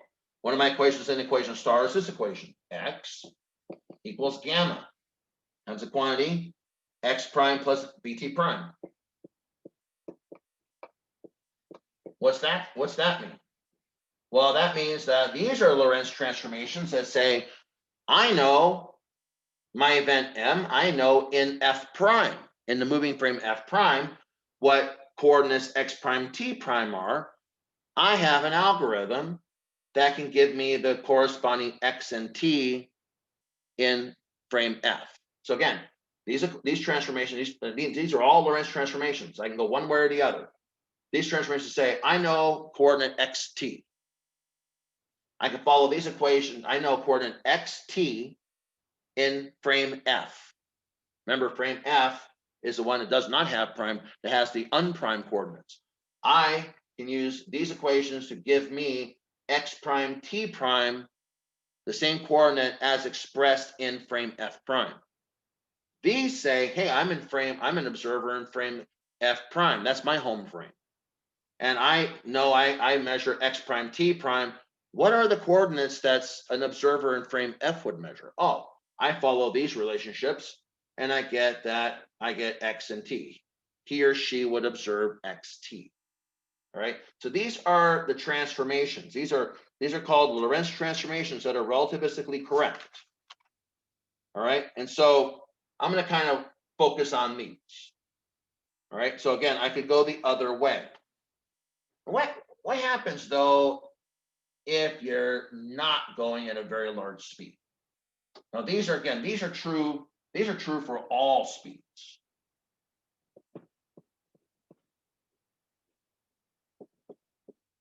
Well, let's see what my Lorentz transformations would be for low speeds. So consider low speeds. Again, low speeds to us in the macroscopic world could be anything up to a hypersonic aircraft even. Even the fastest spaceship or hypersonic aircraft in the macroscopic world is going to be going at low speeds compared to the speed of light. But let's consider low speeds. All right. What would happen now? What happens to gamma? Remember, gamma is 1 over the square root of 1 minus v over c quantity squared. Well, at low speeds, v over c approaches 0. So gamma approaches 1. So for very low speeds, as I said, you should expect a Lorentz factor of pretty much 1. All right. You can also expect bx over c squared. My goodness, you're dividing by not 3 times 10 to the 8th. You're dividing by the square of that. You're dividing by 9 times 10 to the 16th. So you would expect bx over c squared to go to 0 because c squared is so big. All right, so what are your Lorentz transformations going to look like now? Well, gamma looks like 1, and this looks like 0. So you're going to look like the following. Essentially, your x, this is 1, gamma here. So your x prime is going to look like x minus vt. And your t prime is going to look like t. These are the Galilean transformations.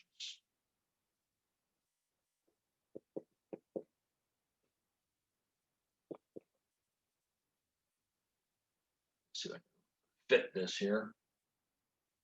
These are the Galilean transformations. This is what Galileo would tell you.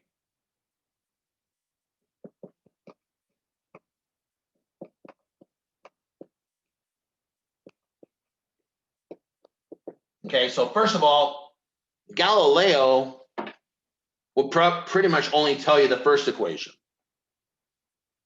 This is, Galileo would say, yeah, x prime is x minus vt, which is exactly what I would, if you're saying, hey, that is the Galilean transformation. He wouldn't even think to even look at time. For him, yeah, everybody's going to be measuring the same time. It wouldn't even occur to Galileo to even think about having a transformation in time. So he would really only give you that equation there. X prime equals x minus v. That's your Galilean transformation. T prime is just t.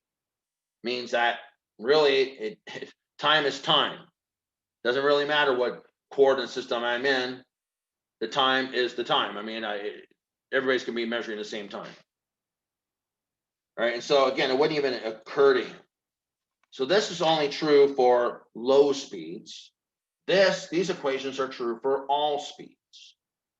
And as you can see, I derived the Galilean transformations from the Lorentz transformations. Okay, so what were we doing? Well, what we're doing is trying to look at relativistic velocity. So let me look at the other transformations for a moment. Okay, so again, these are the Lorentz transformations. The purpose is to take a variable x and t from f and express it as x prime and t prime in f prime. Let me look at the transformations to go the other way. I'm going to look at the f prime going to f transformations, right? So let's write those down real quick, all right? So again, these are the Lorentz transformations. I want to look at the other ones right now. Let me write those down. So I want to write the other transformations down. So remember, x is gamma times the quantity x prime plus bt prime. And t is gamma times the quantity t prime plus vx over c squared. Again, I'm just writing down the transformations that would actually get me from the x prime t prime in f prime over to x and t in f.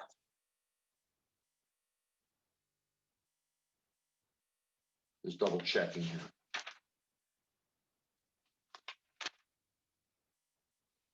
Yes, x is gamma times quantity x prime plus bt prime, yes.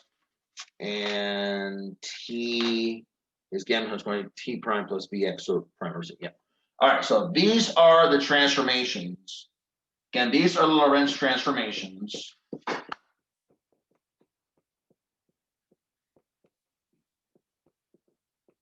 To transform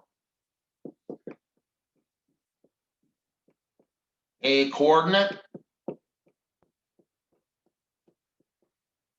xt, sorry, x prime t prime in frame f prime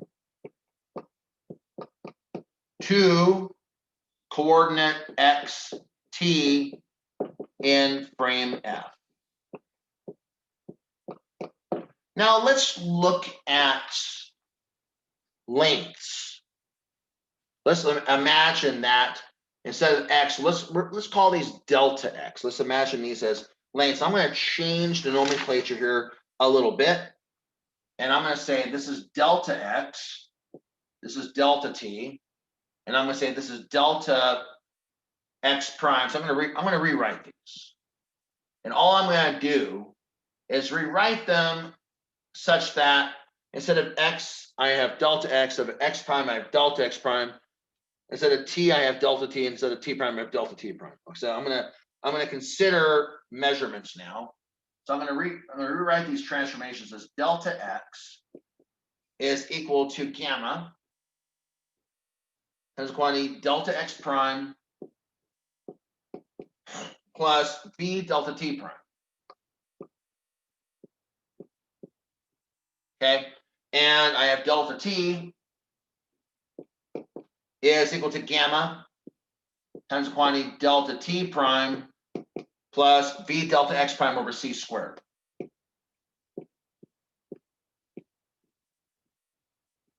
These are the exact same transformations, except instead of having x, I have delta x. Instead of having x prime, I have delta x prime. Instead of having t, I have delta t. Instead of having t prime, I have delta t prime. Now, I would like to divide one equation by the other. All right, I'm going to divide one equation by the other. So I'm going to write that this is now delta x over delta t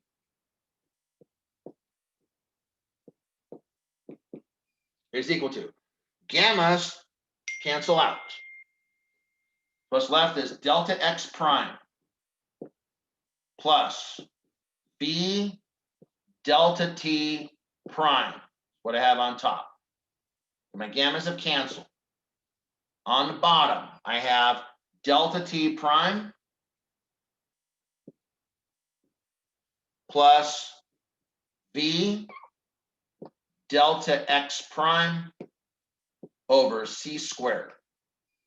All I've done is divided the top equation by the bottom equation, the delta x equation over the delta t equation.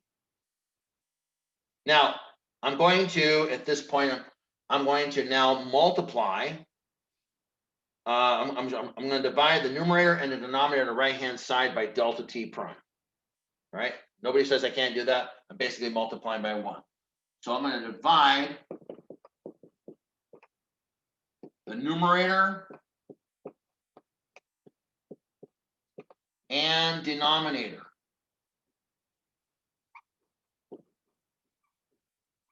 of right-hand side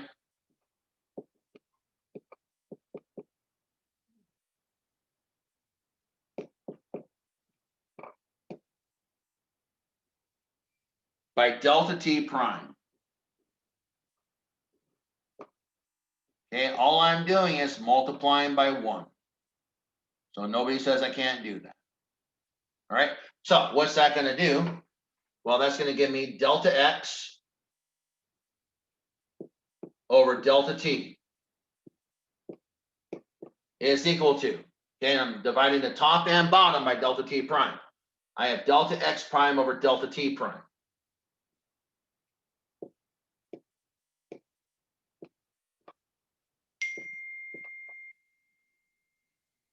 Dividing the second term in the numerator by delta t prime just makes delta t prime go away. So now I have plus b.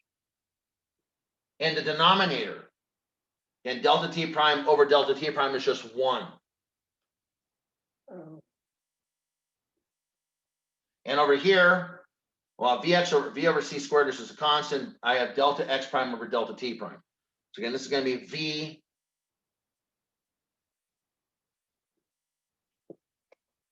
I have delta x prime over delta t prime.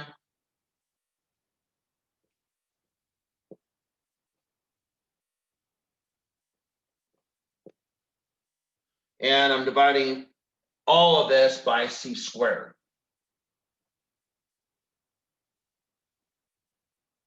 Okay. Now, what I'm going to do is I'm going to redefine some variables. So let's let u be delta x over delta t.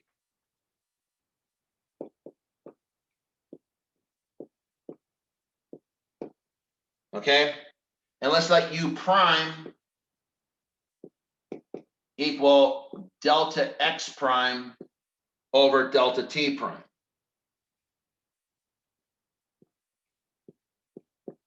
For a moment, let's understand what this means. This means that I'm looking at some event that has a velocity. Something has a velocity. And some observer in frame F says, oh, I measured delta X and I measured delta T. And for me, that object is going at a velocity U, or delta X over delta T. An observer in F prime says, oh, I see a velocity. I'm measuring in my frame, I measure delta X prime. And I also measure a time delta T prime. And so my velocity, the velocity that I see the object going at, is delta X prime over delta T prime, which I'm going to call U prime. All right. So rewriting this, delta X over delta T is U. Okay. And then I have that's equal to, the numerator is going to be U prime plus V divided by 1 plus VU prime over C squared.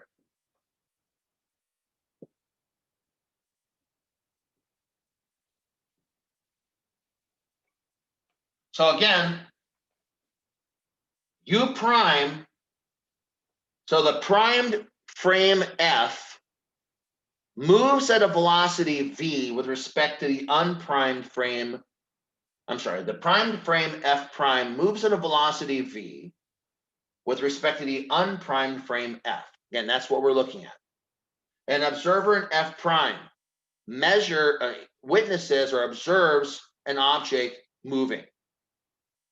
That observer measures U prime. That observer says, I measure the velocity in my frame, I measure the velocity of that object is going at U prime. And I know that my frame is moving at a speed v with respect to this other reference frame f. What velocity will the person in reference frame f measure if I'm measuring u prime? The person in reference frame f will measure u based upon u prime, u equals u prime plus v all divided by 1 plus vu prime over c squared. So again, I am an observer who is in frame f prime. Remember, f prime is moving at a velocity v with respect to f. The observer in f prime is going to measure a velocity u prime, some object that's moving. The observer will say, yeah, I measure that. And again, everything's in one dimension here. I measure that object that's moving at velocity u prime. However, I'd like to know, I know I'm moving at a speed v with respect to another reference frame, f. I'd like to know what an observer in frame f would measure as a velocity of what I'm looking at. And I have an algorithm to do that. I know how to understand what the observer in frame f would measure as a velocity if I know what the observer in f prime measures.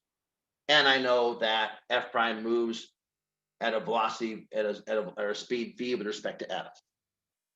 Okay, this is a relativistic addition of velocities. These are how velocities add in relativity.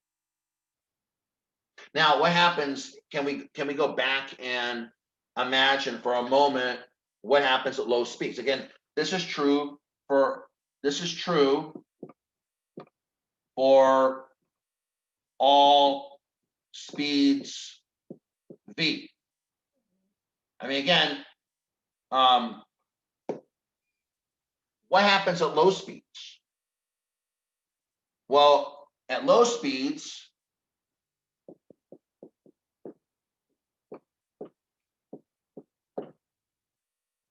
this term here, again, you're dividing by this enormous c squared.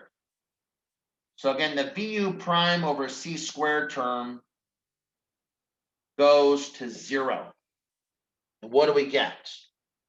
Well, then we get that u equals u prime plus v. That's for low speeds. That's what I started off with yesterday, or in the last video. I said, hey, I have a cart that's moving at a speed of 40 miles per hour, and I know that I can throw a baseball at 70 miles per hour. Okay, so again, I am the guy sitting on the cart. I'm in f prime. I know I can throw a baseball with respect to the cart at 70 miles per hour, and I know my cart's going at 40 miles per hour. What are you going to measure? You're going to measure 70 plus 40 is 110. So we're back to where we were before, our ordinary classical velocity addition law, which we're able to derive from the relativistic velocity addition law. All right, and so again, let's do some problems to kind of get this thing squared away. All right, I'm going to do OpenStax 28.20. We're going to use this equation.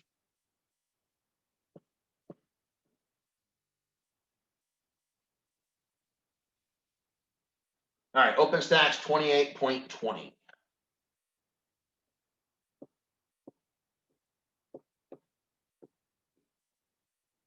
What's that say? Suppose a spaceship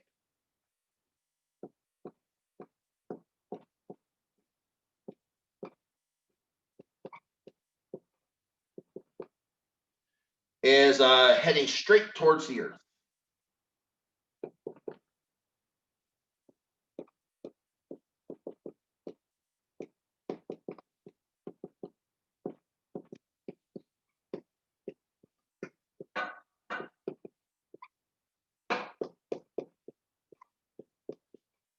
Spaceship's heading straight towards the Earth at 0.750 c. So suppose a spaceship is heading straight towards the Earth at 0.750 c, so 75% of the speed of light. can shoot a canister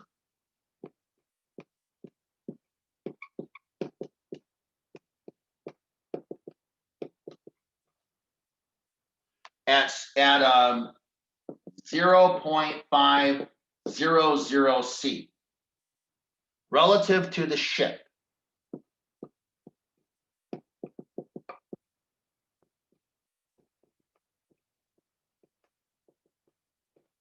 Okay. What is the velocity of the canister relative to the Earth?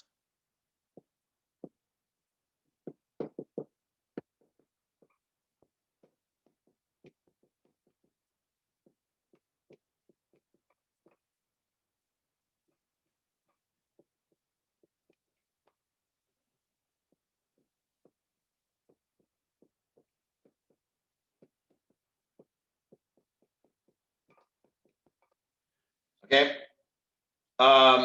If it is shot directly at the Earth.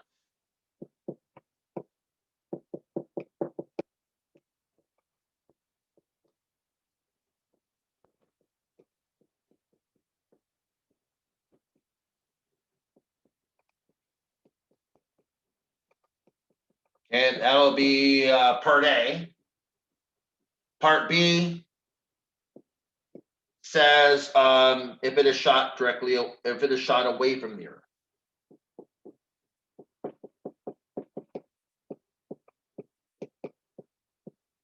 All right, so we're going to start looking at the velocity addition formula now for relativistic speeds. All right, let's think about, again, relativity problems. You want to read them very carefully. So again, let's read it. So part A says, suppose a spaceship is heading straight towards the Earth at 0.750 C. Okay, so the ship is going very, very fast. Okay, and it can shoot a canister at 0.500 C relative to this ship. What is the velocity of the canister relative to the Earth if it is shot directly at the Earth? And then B, if it is shot directly away from the Earth. Okay, so let's be very careful what we're talking about. First of all, the spaceship is moving relative to the Earth. That's your reference frame.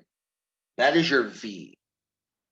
Okay, remember, V is always the velocity of one reference frame with respect to the other. Now, in the reference frame of the spaceship is moving. The moving frame is the primed coordinate frame. So that means that we can shoot a canister at 0.500 C relative to the ship. That is measured according to some observer riding along with the ship. Anybody who's riding along with the ship, anybody who's in the F prime coordinate system is going to measure a primed coordinate. That person is going to measure U prime. We want to find out what that canister looks like relative to the Earth. Well, the Earth is the stationary reference frame. That's going to be U. We're watching the spaceship coming at us. We are the unprimed reference frame. All right, so we have to also look at an orientation here as well. In one situation, the canister is shot one direction, and in the other, it's shot another direction, right? So let's look at this more carefully. So let's kind of take these words and turn it into math. Okay, so remember what I said. So again, what's the picture? What's the first picture? And all my spaceships look like flying saucers. So I have my little spaceship. There it is. Spaceship is flying itself. It's flying at a velocity v toward the Earth. And here's my Earth.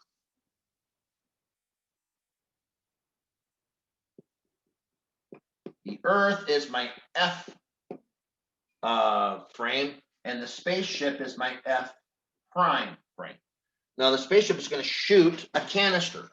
And again, as I described it, the canister is going to go toward the Earth. So let's call this coordinate direction plus x hat. Okay, anything going this way is positive. So the spaceship is positive, and it's shooting a canister, which is also positive. So And again, it's a canister that I, as an observer on the spaceship, sees. This observer in the spaceship measures the velocity.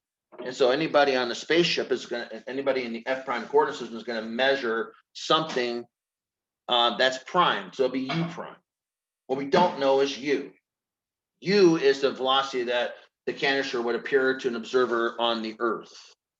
Okay, so let's go to our handy dandy equation. So as I derived a moment ago, the velocity addition, the relativistic velocity addition formula is U is equal to U prime plus V divided by 1 plus VU prime over C squared.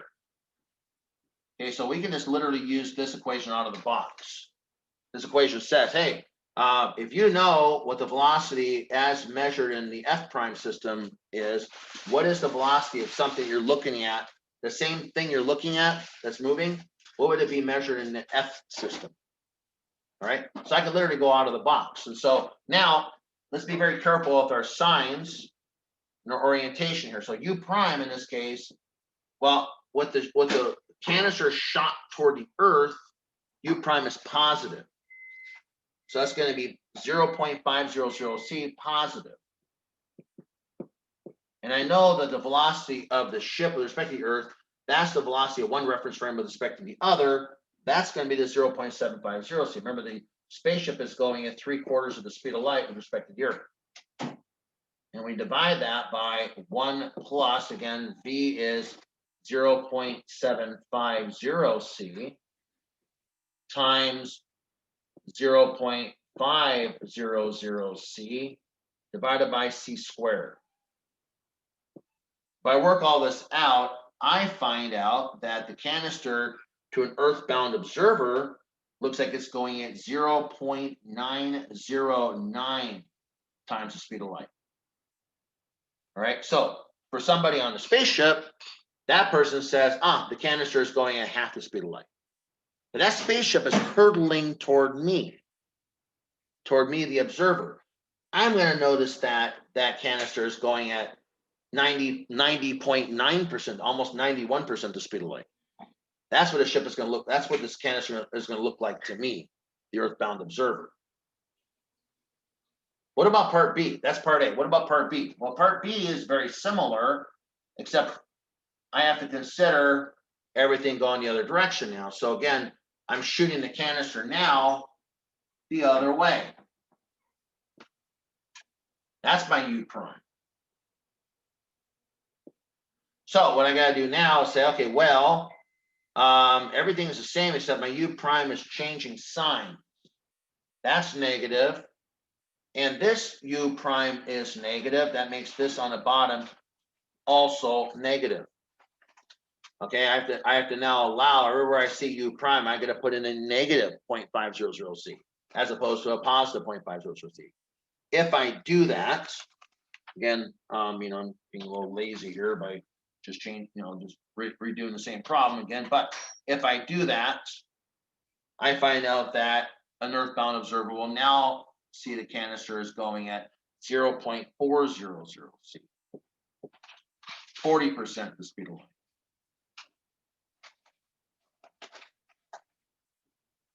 Okay, so it's not just the Galilean formula that I showed you earlier. It is a more complicated formula. This is the relativistic velocity addition formula.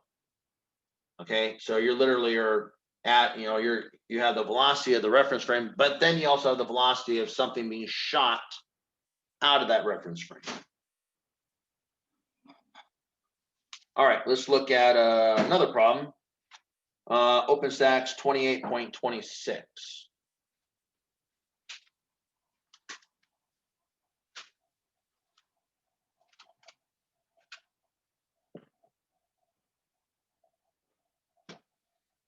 Okay, OpenStax 28.26 says,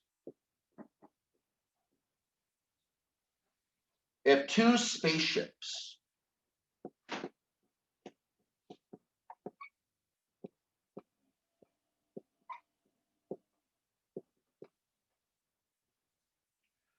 are heading directly toward each other,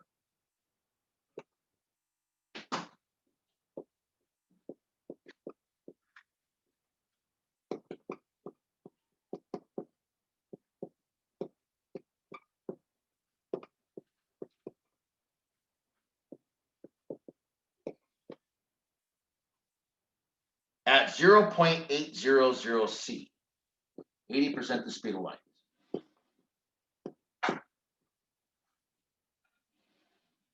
At what speed must a canister be shot?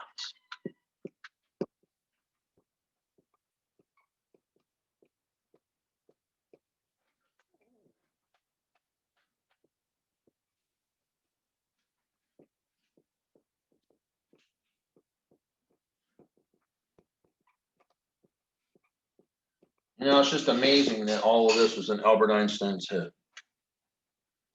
From the first ship,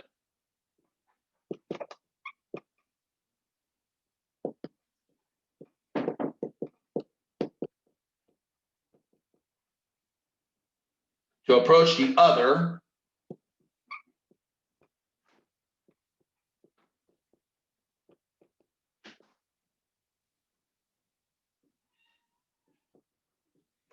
at 0.999 c, 99.9% of the speed of light, as seen by the second ship. All right. So again, the thing about relativity problems, you need to read them very carefully. Try to write it correctly. All right.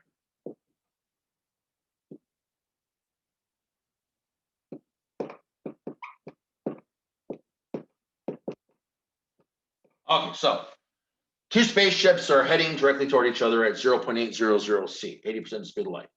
At what speed must a canister be shot from the first ship to approach the other at 0.999 c, as seen by the second ship? What on earth does this mean? All right, so let's draw a picture. Always draw a picture. All right, so let me draw my spaceships in the canister. So there's two ships heading toward each other. Again, my ships always look like flying saucers. So I got one that looks like this.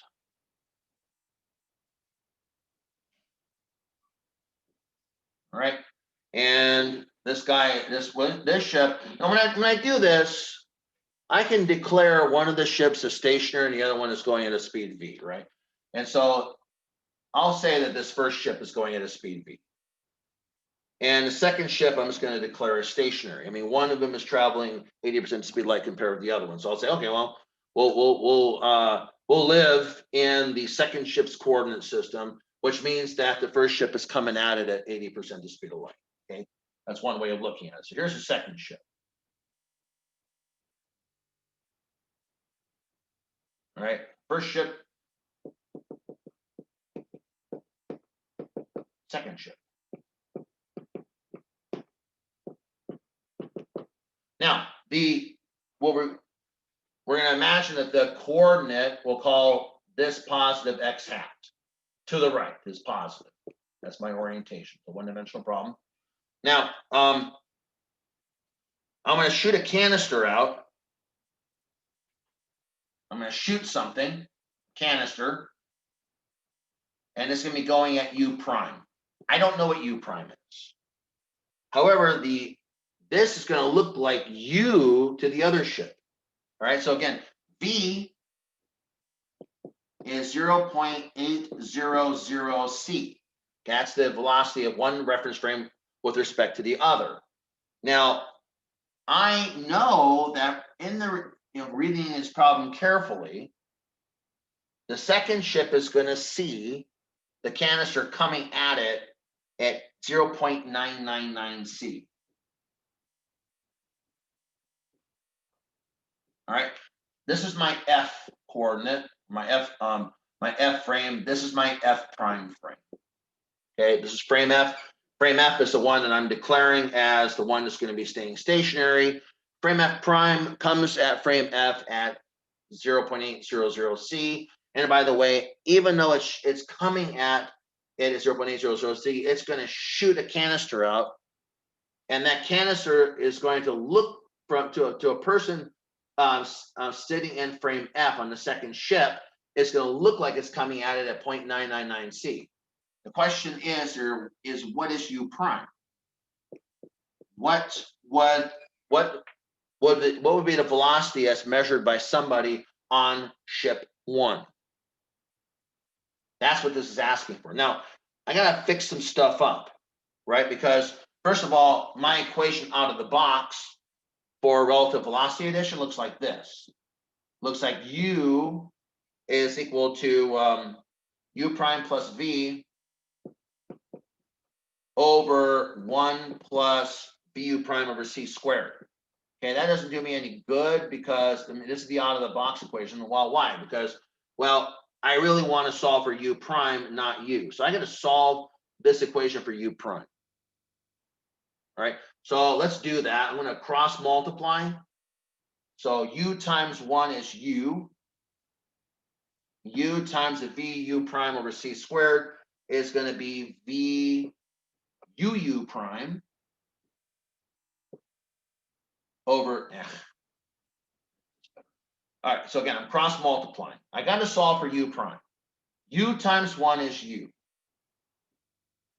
U times the second term, VU prime over C squared is going to be plus VUU prime over C squared. And the right-hand side stays the same as U prime plus V. I'm going to put all the U primes on one side. All right, and so I have VU prime over C squared and U prime, so I can actually let me put them all on one side. So what I have here is U prime. Let's subtract this U prime term. So that's going to be VUU prime over C squared. And then, okay, so I subtract over here. So what I need to do now is move the V on the other side. That's going to equal U minus V. All I'm doing is some algebra.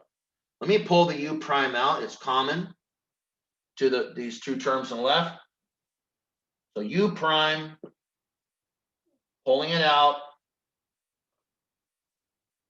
multiplied by 1 minus VU over C squared is equal to U minus V. And finally, I can divide through by the parentheses. And I get that U prime is U minus V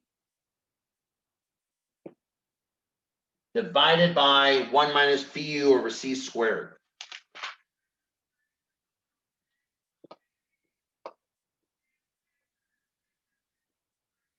Okay, that's the equation I need. U prime is U minus V on top in the numerator divided by 1 minus VU over C squared. So again, I know everything. I don't know U prime. All right. So now let's solve. Let's plug in some numbers here. I'm going to erase this stuff. Plug in some numbers. I have U prime. Okay. And remember, my orientation is positive right. So again, U is positive to the right. That's going to be 0.999 C minus, it's better. U prime is 0.999 C minus 0.800 C divided by 1 minus, and again, it's going to be 0.999 C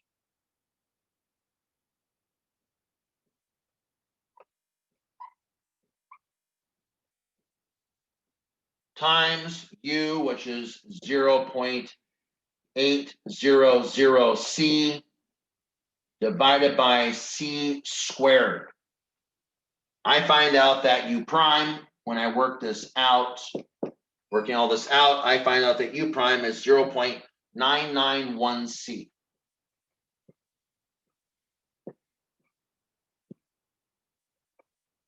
So a person aboard the ship, the first ship, ship 1, would measure the canister to be at 0.991 times the speed of light. For an observer on the stationary ship or the second ship to see the canister coming at it at 0.999 times the speed of light.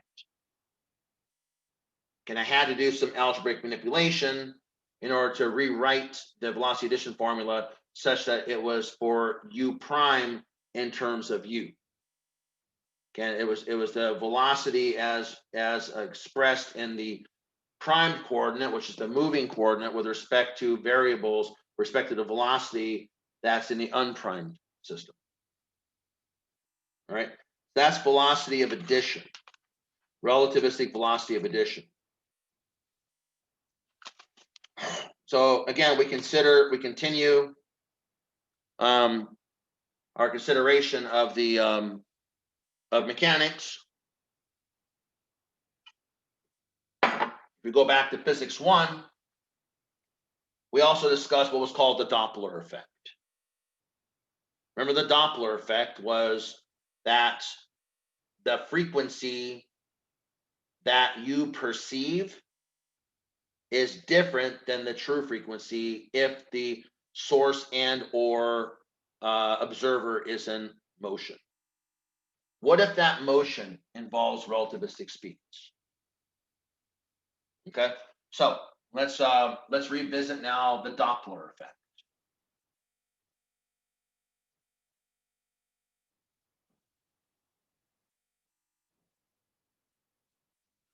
Relativistic Doppler effect.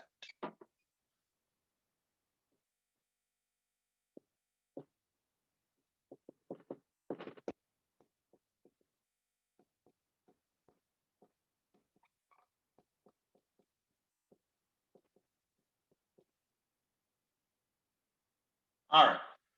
So again, it's dealing with how do I perceive a frequency that's I perceive a frequency that's different for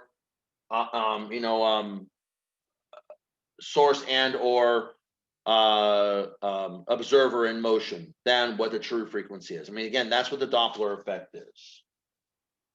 All right. Well, we're going to assume that, first of all, let's assume, make an assumption here, that the observer and the source are moving away from each other. All right. So assume that the observer and the source are moving away from each other.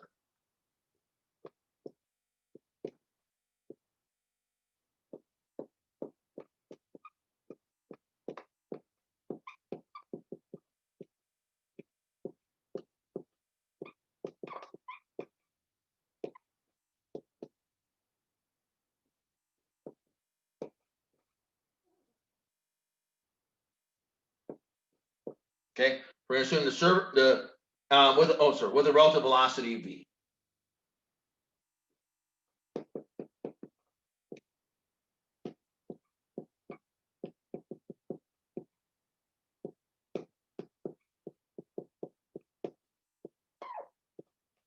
All right, so the observer and the source are moving away from each other with a relative velocity v.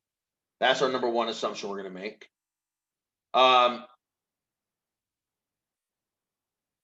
And essentially, v would just be negative if they're moving toward each other. So v is negative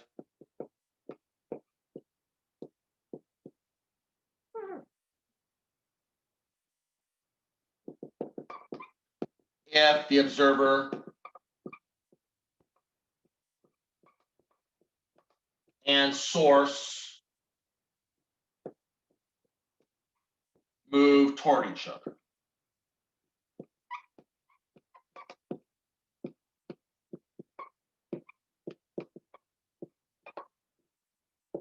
All right, so now we're going to consider the problem in the reference frame of the source. All right, let's think about in the reference frame of the source in our derivation.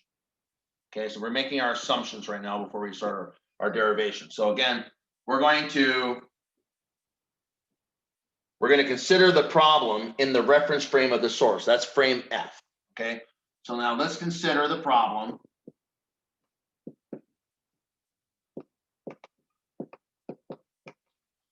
in the reference frame of the source.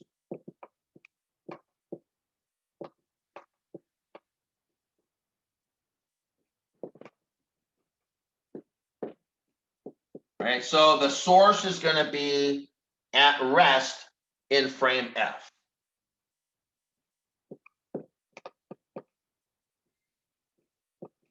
Okay. So the frame F is the source. We're considering a frame F to be where the source is at rest. So it's a reference frame in which the source is at rest. Okay, the source is going to sit in our frame F. Again, the frame F, we consider that to be the one that's at rest. That's the one that is expressed by the unprimed coordinates. All right. Now, let's imagine that, again, what's Doppler effect about? What's a Doppler effect is, that you are imagining a wave, a signal at a certain frequency. How do you perceive it in another reference frame? All right. So let's suppose that one wavefront arrives at the observer.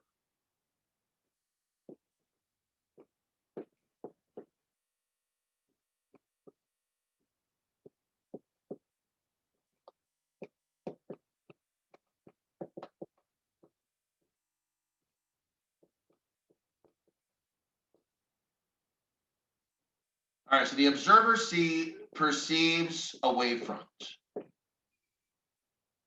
Okay. Now, the next wavefront is a distance. So as I'm looking at the wavefront, right, the wavefront should be a distance, what we call C over F sub S, away from the observer. All right, so again, we have the observer. So again, let's repeat here. We're assuming that the observer and the source are moving away from each other. Okay, number one, in your picture, they're moving away from each other with a relative velocity v, and v would be negative. The observer and the source are moving toward each other. Okay, we're considering the problem again in the reference frame of the source. It's frame F, the reference frame of the source, and we are the observer, and we have observed our first wavefront. Okay, so we observed our first wavefront. I mean, I have to erase for real estate purposes here, so keep in mind what we're talking about. Now, the next wavefront is a distance lambda equals C over F sub S away. All right, the next wavefront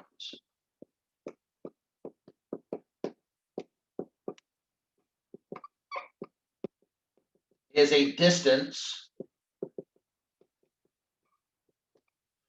C over, so it's a distance lambda is C over F sub S away from the first wavefront, where and again from the observer. Okay, so again, the observer is going to see the next wave. It's going to see one wavelength away. What's the wavelength? C equals lambda times F. Right? Remember the universal equation for waves is C equals lambda. This just says it's the true frequency of the source. What the true frequency is. All right. So we expect the next wavefront to be lambda away. Again, waves repeat themselves every wavelength. Okay. So as the observer is looking at the next wavefront, it's lambda over F sub S away from the observer.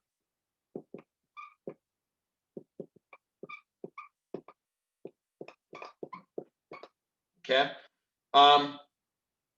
Where lambda is the wavelength, as I just said.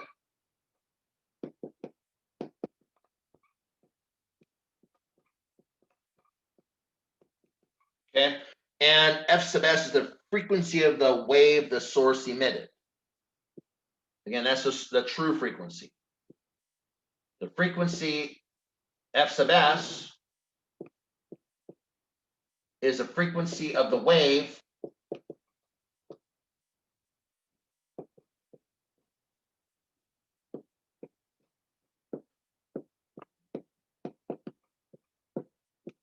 that the source emitted.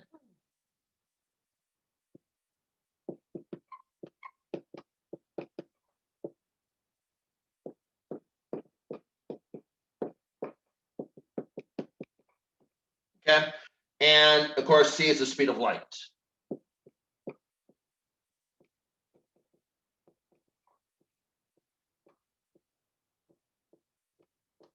free space.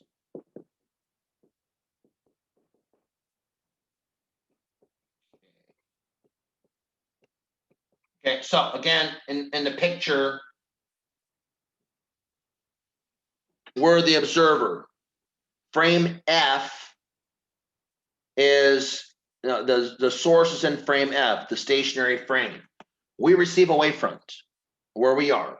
We look, and the next wavelength over is a distance lambda away, which is c divided by the source frequency.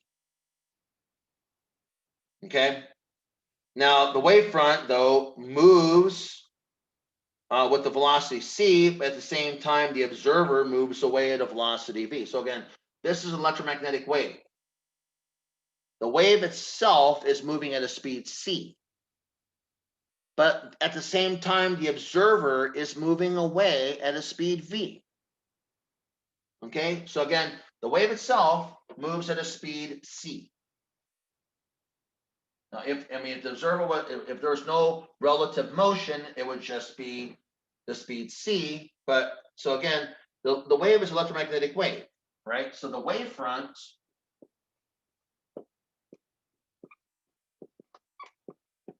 wavefront moves with a velocity c.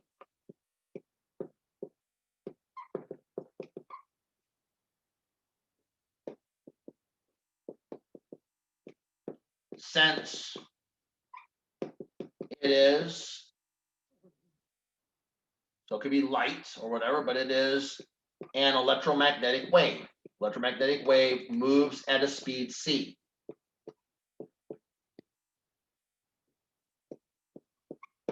Okay.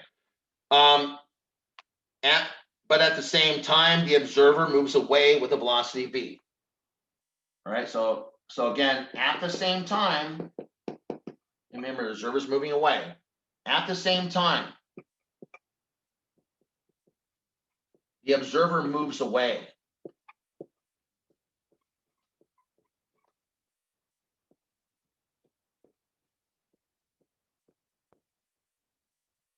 With a velocity v. So the observer's moving. It's in the f prime frame. Remember, the source is in the f frame. The observer is moving away. So again, the observer is in the f prime frame. That's the moving frame. The source is in the f frame, which is the stationary frame. So it's going to receive the electromagnetic wave, but then again, the observer is moving away at the same time. So lambda is really going to be, so lambda, the distance of the wavefront. Now again, if the observer wasn't moving, it would just be lambda. But you have to add the extra distance dt. And again, because the speed of light is the same in all inertial frames, the observer is still going to measure it to be c. Right? The speed of light is the same in all inertial frames. It doesn't matter if I'm stationary, if I'm the observer and I'm stationary, or if I'm moving. If I'm measuring electromagnetic wave, it is going to be c times t. In a given time t, it will have traveled, it will be going at a velocity c, because that is what electromagnetic waves do. The speed of light is the same value c in all inertial reference frames. That's the postulate of relativity. Okay, it just turns out that the corresponding distance, so c times t, that's going to correspond to what? It's going to correspond to the wavelength of the wave itself plus the additional distance that I moved away. All right, and so solving for t, again, this is very important. This is from the postulate of relativity. Actually, the postulate of the speed of light. Speed of light is the same in all inertial reference frames. That means that I'm going to measure it to be c, and oh, how much time went by? Oh, c times c, that's the distance corresponding to the wavelength itself plus the additional amount of distance that I moved in that same amount of time, because I'm moving at a speed v. Okay, I'm now going to solve for t. So t is going to be it's essentially going to be so t times the quantity c minus v equals lambda, and I divide both sides by c minus v. So t will be lambda divided by c minus v. All right, now we're going to fix things up a little bit. What is lambda? Remember what lambda is. The speed of light is always the frequency, or the wavelength times the frequency. What frequency? The source frequency. So instead of me writing lambda, and this is the universal equation for waves, I can actually instead write that that's c divided by f sub s, and I can substitute it right in here. So substituting, I get that t is going to be c divided by c minus v times f sub s. And I can divide top and bottom by c. I get that t is, room here, I get that t, I'm just dividing top and bottom by c. I get 1 divided by 1 minus v over c times f sub s. Again, divide top and bottom by c. What I'm doing algebraically. What is v over c? Well, that's beta. So I get t is 1 over 1 minus beta times f sub s. Okay, so again, we have to understand that the source is in the frame F, which is the stationary frame. The observer, which would be like you or me observing this wave, this electromagnetic wave, is going to be in the moving F prime frame. Now, of course, I'm observing electromagnetic waves, so I'm going to certainly observe it at the speed of light c. So a certain amount of time goes by, I'm going to observe a distance ct. That distance is going to correspond to what the wavelength of the wave would be anyway, plus the additional distance that I move, vt. I'm just solving for t and utilizing the universal equation for waves here, that the speed, or the wave speed, is equal to the frequency, or sorry, the wavelength times the frequency. What frequency? The source frequency. All right, and so again, I end up getting this, recalling the speed parameter, that beta equals v over c. All right, now I have that. Now remember that this I as the observer, okay, am the person who I have the instrument to measure this phenomena, this wave, and I don't have to. I can measure it in the same space. I can measure in the same place, so that that time that's going by, we can really put it in terms of my time, and I am at the proper time. Can I only have to have one instrument, and I only have to stand in one place to measure these waves? So the observer time is going to be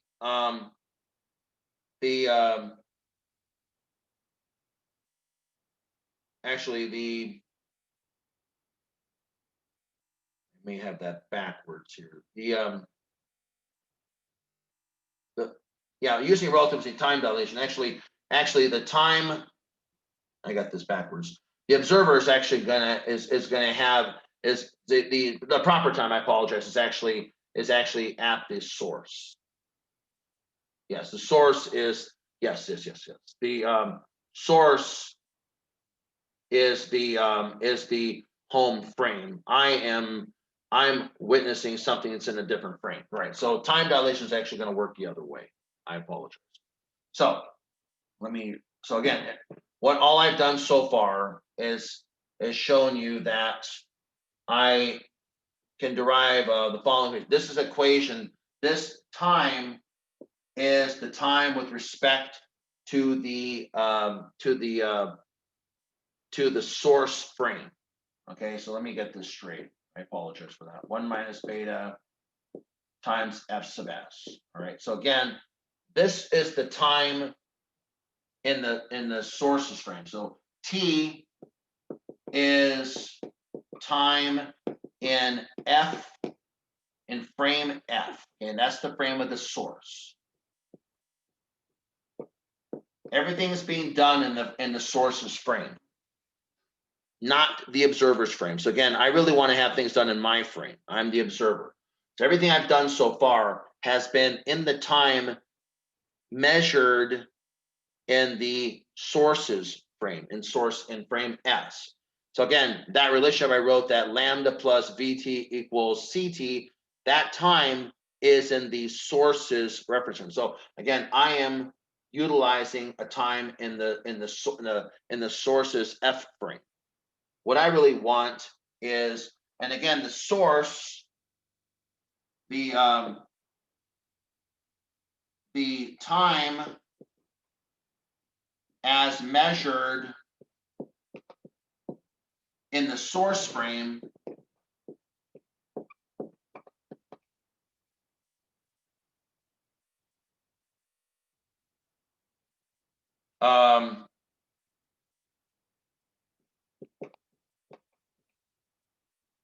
is not the proper time, as I said earlier. All right, it's going to be, so it's not the proper time.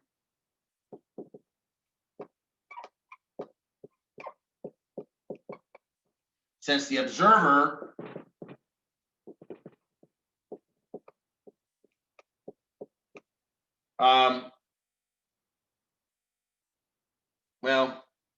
since the observer can use a single instrument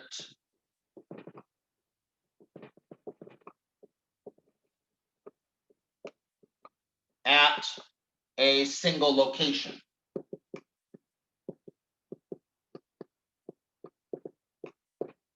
All right, and so the observer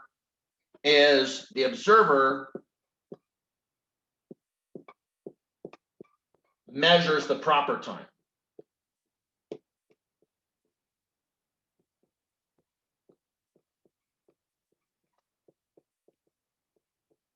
And we call this T sub O, or T naught.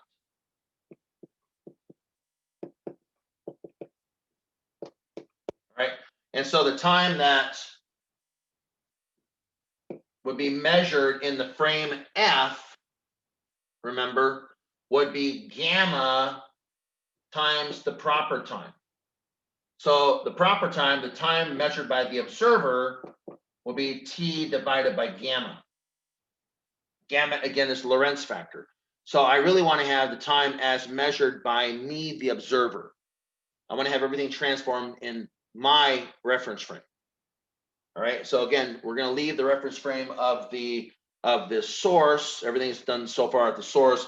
We're going to transfer to the reference frame of the observer.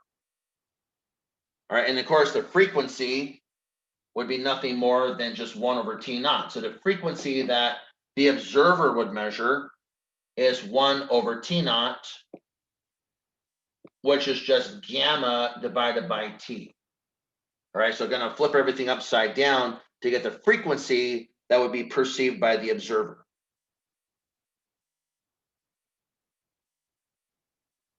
Okay, so what would that be?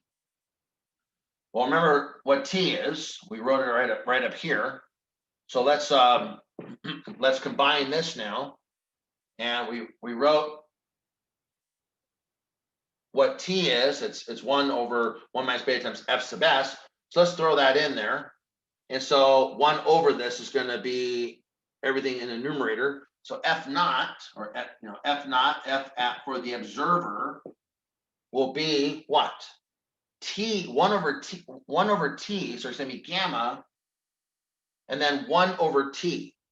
1 over T is flipping this. So that's going to be 1 minus beta times F sub S. All right, and of course, what is gamma?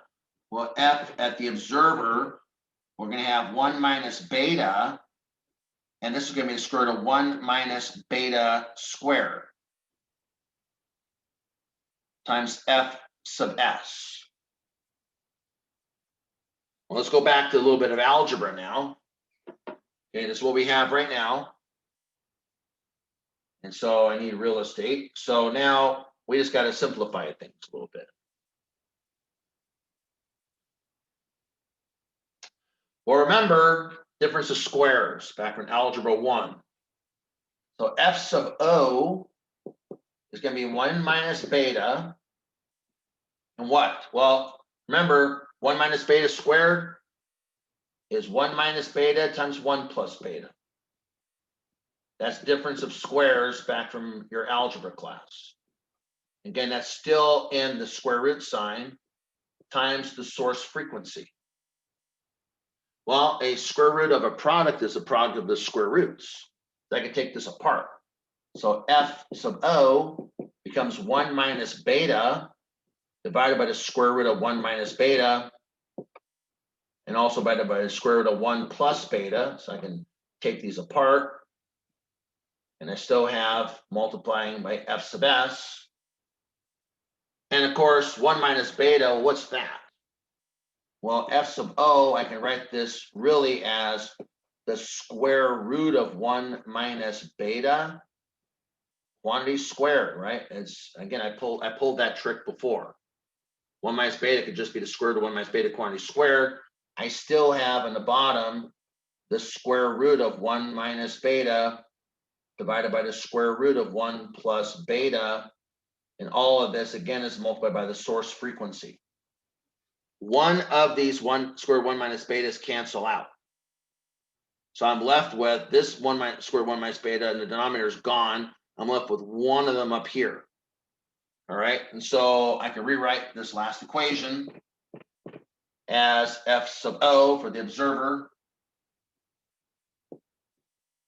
is, we have the square root of 1 minus beta divided by the square root of 1 plus beta, and all of this is multiplied by F sub S. And of course, the quotient of square roots is the square root of the quotient. So I have F sub O as the square root of 1 minus beta over 1 plus beta, all multiplied by F sub S. That is, so if there is a true frequency emitted by a source, and the observer and the source are moving away from each other at some beta, this is the frequency that the observer would perceive.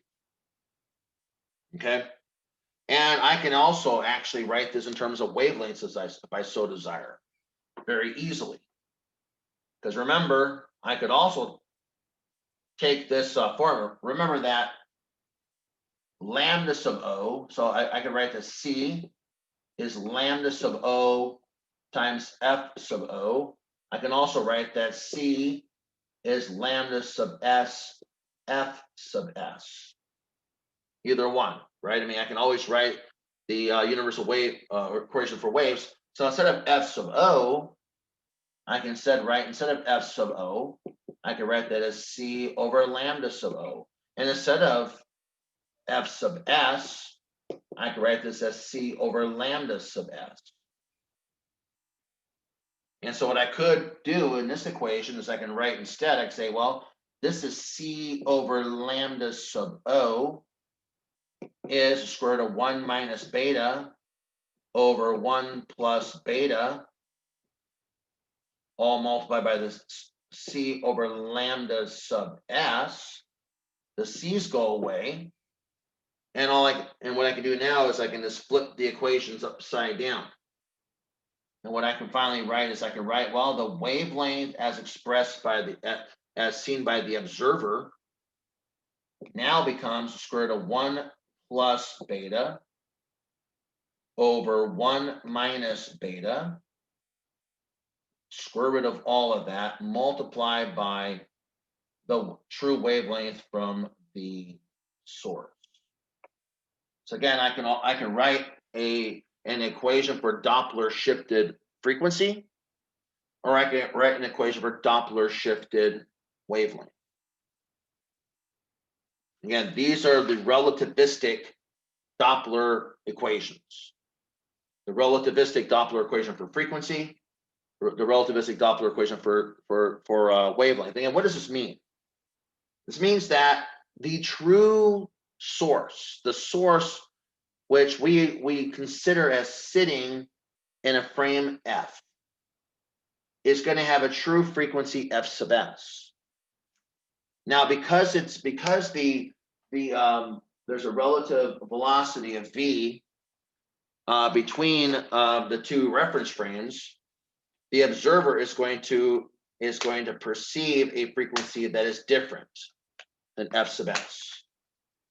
And again, the true wavelength of the emitted source of the source is emitting at a true wavelength of lambda sub S.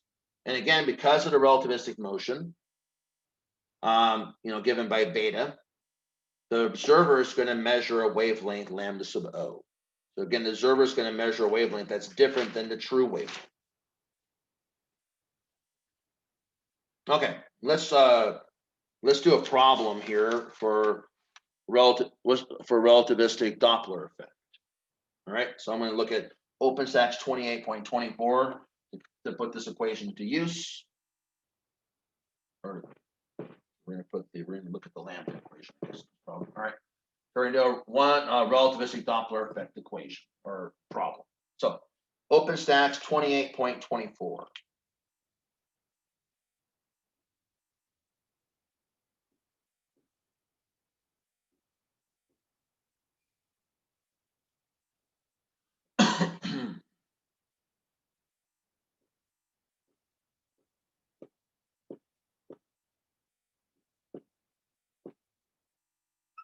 All right, OpenStax 28.24 says the following. If a galaxy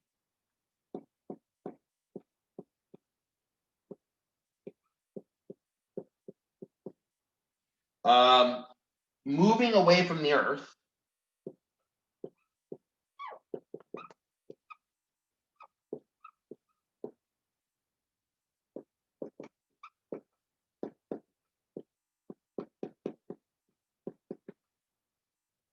write this here.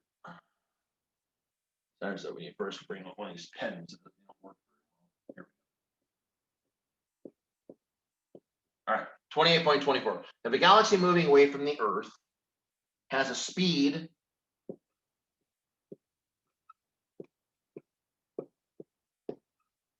of 1,000 kilometers per second,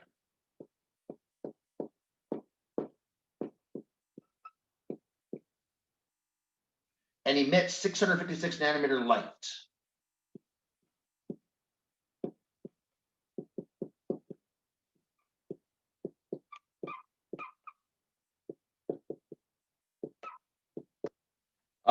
characteristic of hydrogen. So basically a reddish color.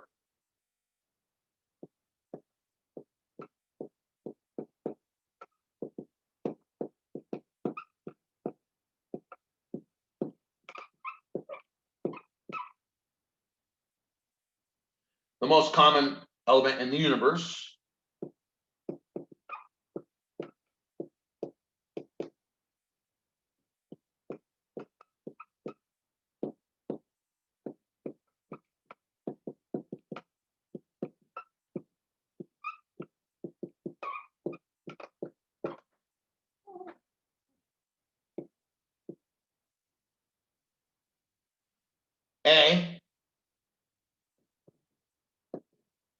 What wavelength would we observe on the Earth?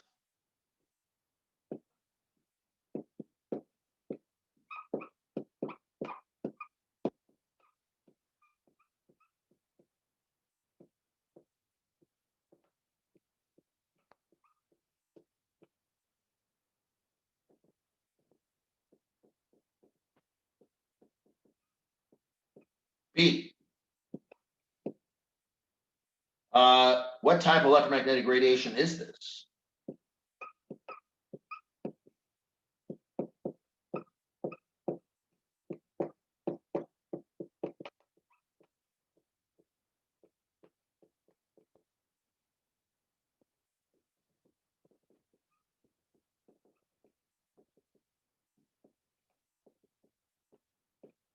C.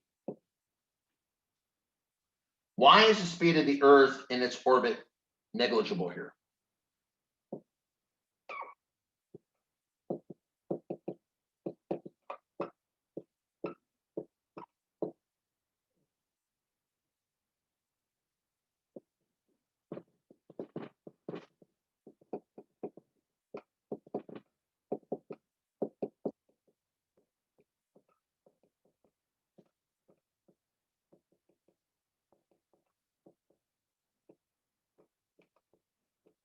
Okay, so Opus X 28.24.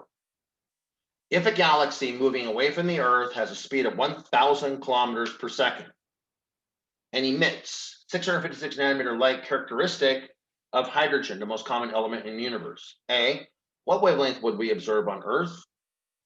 B, what type of electromagnetic radiation is this? And C, why is the speed of the Earth in its orbit negligible here? Okay, so draws us a little picture of what's going on. So the galaxy is moving away from us at 1,000 kilometers per second, and the galaxy truly is emitting. We know the hydrogen emits 656 nanometers. Okay, so that's what we know is to be true, because we know about hydrogen. We see it here on Earth. So we are the Earth.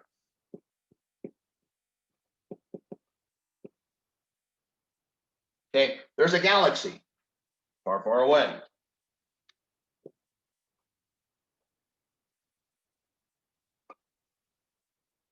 There's our galaxy. The galaxy is emitting electromagnetic waves, wavelength lambda. The galaxy is moving away from us at a speed v. That's the galaxy. Okay, so what we know here is that, okay, they're moving away. The true source wavelength, the true hydrogen wavelength will be lambda sub s. That's lambda at the source, the actual wavelength of hydrogen. And that's going to be 656 nanometers. Now, the velocity of this galaxy, well, we really want to make this, we want to understand this in terms of meters per second. So we know it's 1,000 kilometers per second. And of course, there are 1,000 meters in a kilometer. So the velocity, the galaxy is really moving away from us at 1.00 times 10 to the 6 meters per second, 1 million meters per second. Okay, so what wavelength will we perceive on the Earth? And this is a situation where we can use the equation right out of the box, because the equation was derived for a source and an observer moving away from each other. We are moving apart. Okay, and so we can use lambda observed. That's the lambda we would actually experience on the Earth. Again, it's going to be 1 plus beta over 1 minus beta, square root of that, multiplied by the true wavelength of the hydrogen that you would observe on the galaxy. What is beta?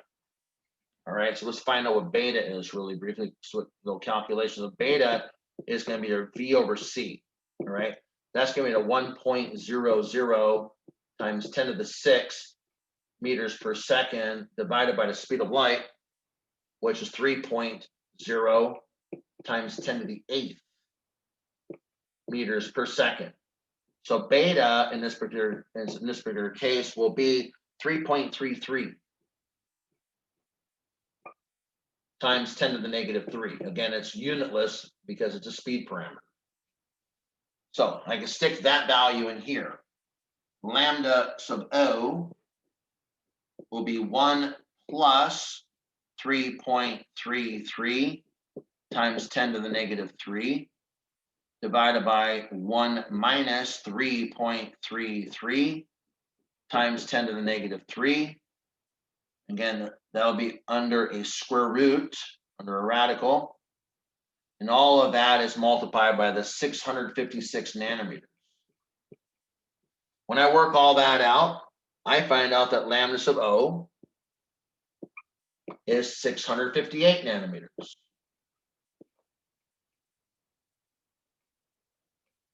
All right. So remember the visible spectrum. Remember that shorter wavelength is the violet side, longer wavelength is the red side. When wavelengths get longer, they are said to be red shifted. Red shifted. So that's one of the ways we know that the universe is expanding, because everybody is moving away from everybody else. And so given that you have galaxies moving away from the Earth, you should expect to see wavelengths of electromagnetic radiation are actually bigger than what they really are because of the expanding universe. So this is an example here. You notice that the true wavelength of hydrogen is 656, but we measure it to be 658 from that galaxy. Why? Because the galaxy is moving away from us. All right, and so so the universe is said to be redshifted. Now, this radiation, this is still visible radiation. That's the answer to part B. So again, so lambda sub O is 658. All right, and so again, let's remind ourselves here. So lambda sub O is 658 nanometers. That's the answer to part A.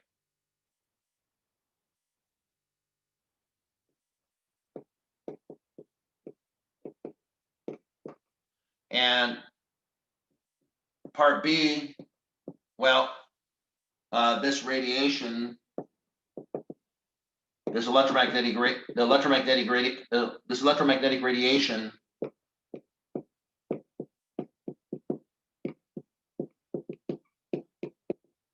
observed on Earth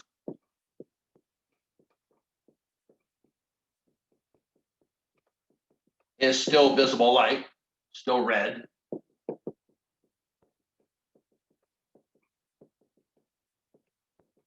So let's reminder, let's kind of, I just want to point this out one more time. We have a universe that we know is expanding. All right.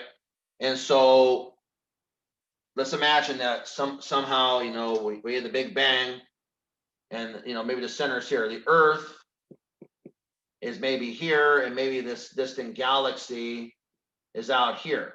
Well, the fact that the Earth is closer to the center than the galaxy means that the galaxy must have a velocity that's faster than the Earth. Now, if the Earth is closer than, say, something else, that means the Earth is going faster than that something else.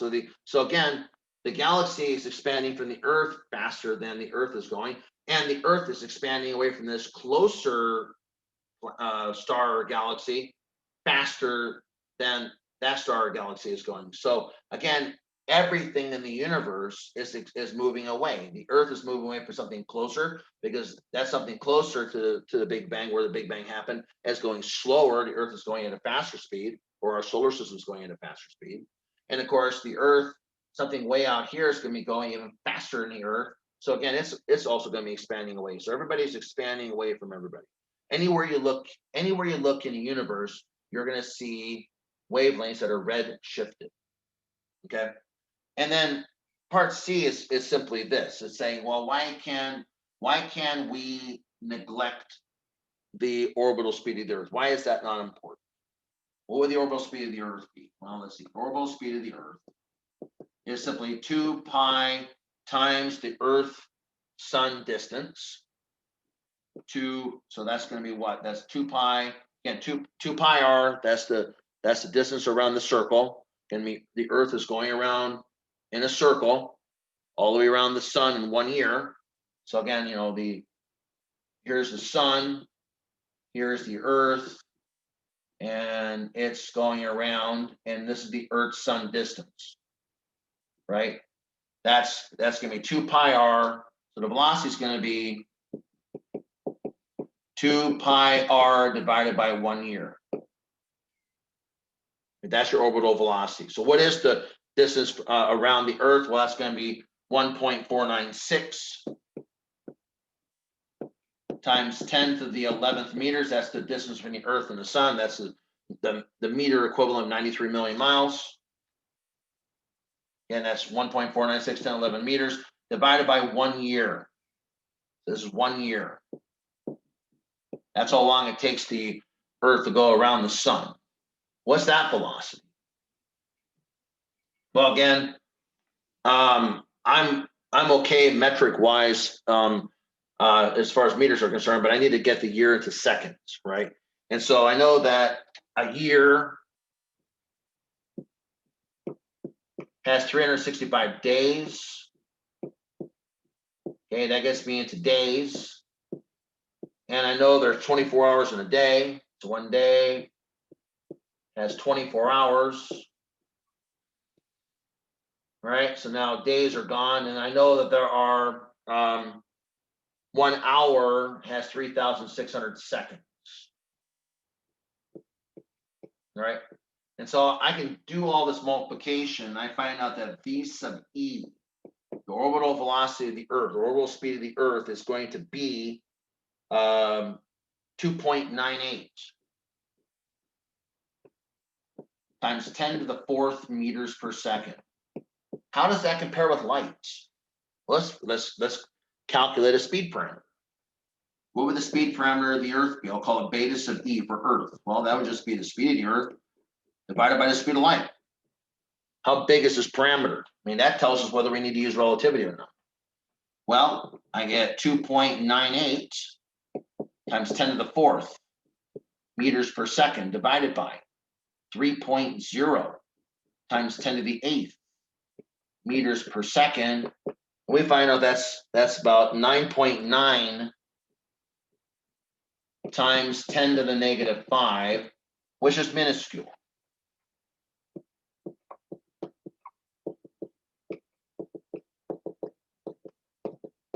We do not need to factor in the speed of the Earth for a relativistic calculation. Speed of the Earth is too small. Right? Do not need the speed of the Earth factored in for relativity. The speed of the Earth is its speed parameter would be minuscule. It'd be negligible. Do not need to do that. So you can consider the Earth as just basically being stationary if you want.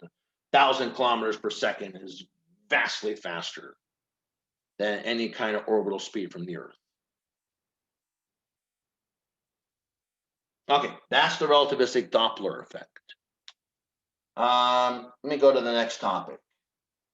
So we talk about the Doppler effect. One of the next parameters you would want to discuss in mechanics would be momentum. So let's kind of go back and talk about momentum. Now, relativistic momentum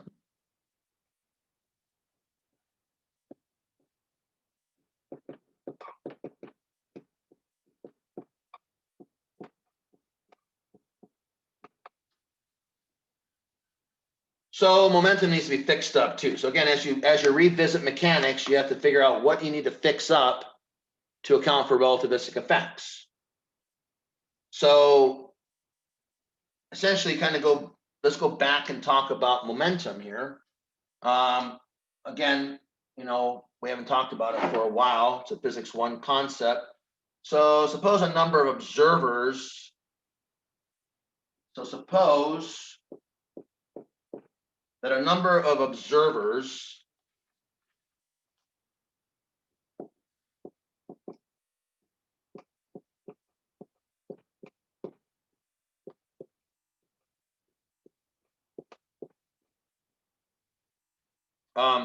each in his or her own inertial reference frame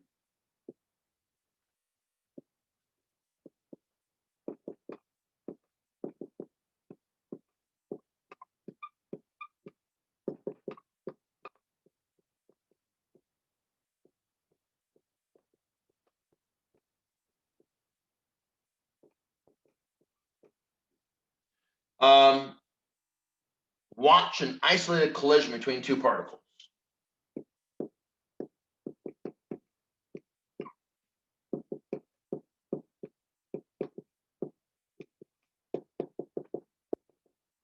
Okay, the collision happens between two particles, and they're being watched by various observers in different inertial reference frames. Okay, so again, we usually talk about momentum. Between two particles. We usually talk about momentum in terms of collisions. All right, so again, suppose that a number of observers, again, each observer is in his or her own inertial reference frame, and they watch an isolated collision between two particles. Well, we know that momentum must be conserved. So in classical mechanics,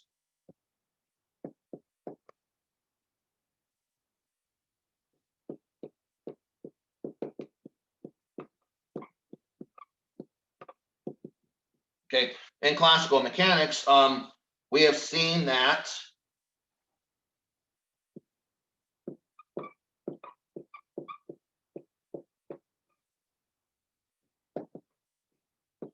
so we're seeing that even though the observers measure different velocities, I mean, they may disagree. So we have seen that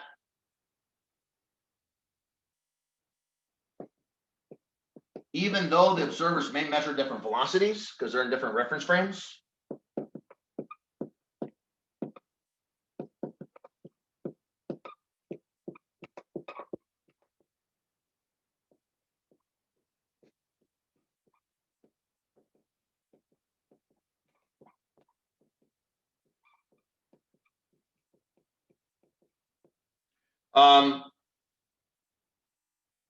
for the colliding particles,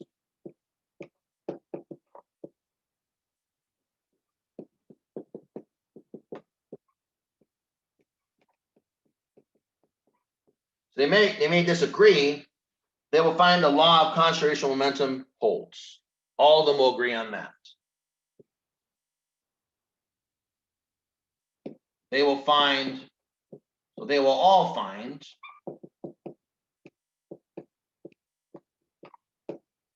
that the conservation of momentum holds.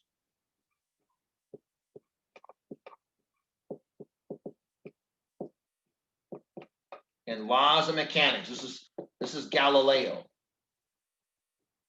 Laws of mechanics are true in all inertial reference frames. All right. So again, in classical mechanics, we have seen that even though the observers measure different velocities for the colliding particles, they will all find that the conservation of momentum holds. They shall all agree on that. Conservation of momentum is a law of, it's an application of the third law of motion, but again, it is a law of physics that will hold for all inertial reference frames. Again, it's a law of mechanics particularly. All right. So again, that even agrees with what Galileo said. And that's in classical mechanics. All right. So that means that they all find that, so essentially all observers are going to find that the total momentum before a collision equals the total momentum after a collision. So let's remind ourselves again what the conservation of momentum is. So all observers even though they all may measure different velocities, all observers find that the total momentum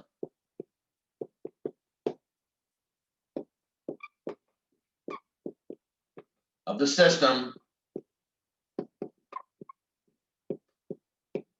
before the collision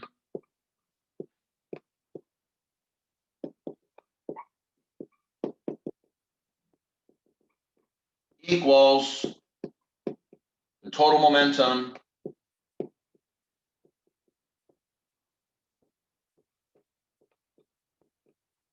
of the system after the collision.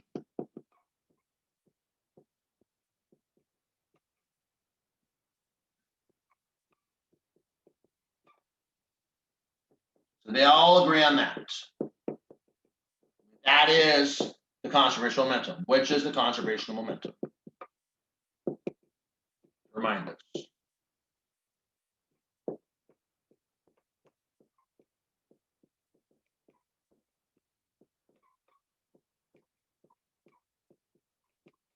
All right.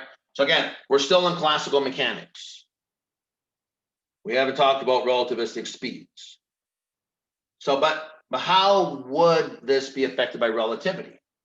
So how would the conservation of momentum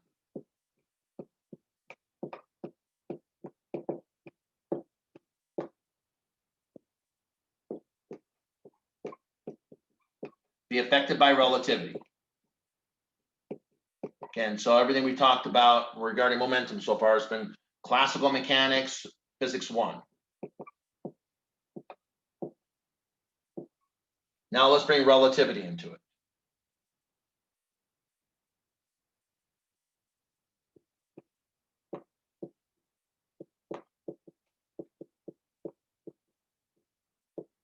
Okay, so what would happen? Well,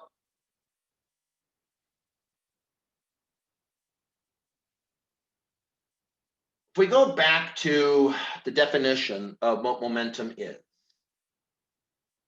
all right, and so we've defined, so in classical mechanics,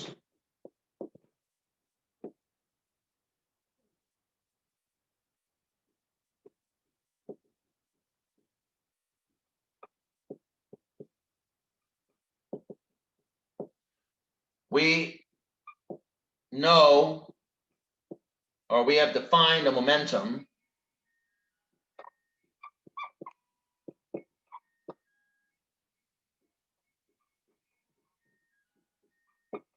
of a particle as P equals mv, right? M is the mass of the particle, v is its velocity. Okay, that is in classical mechanics how we have defined momentum. It's a product of the mass times the velocity. So we have a problem here. In relativity, momentum conservation is not going to work anymore as defined this way. All right. So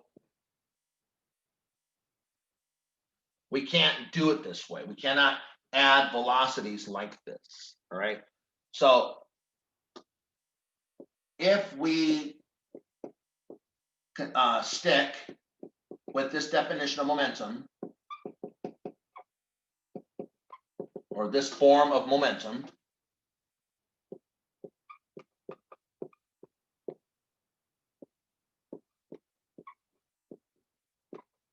i.e. P equals mv, momentum will not be conserved for all particles. So the conservation of momentum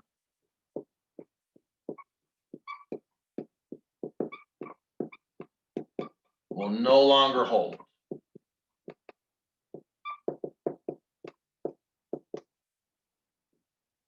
All right. So the definition of how we have written down momentum back in physics 1 we cannot use a conservation momentum as written this way. All right. So this is there is a problem. All right. And so, well, what can we do?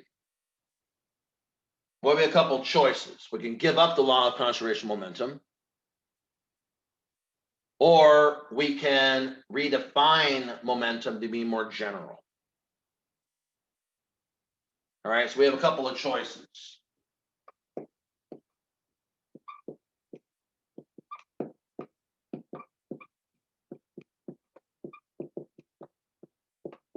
One, give up the law of conservation momentum.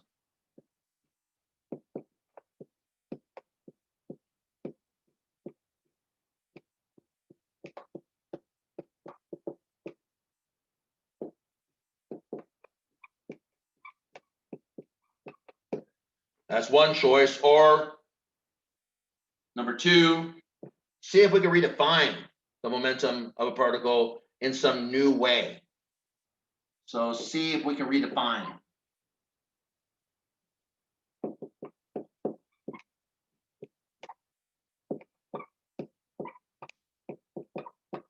Momentum in a new way.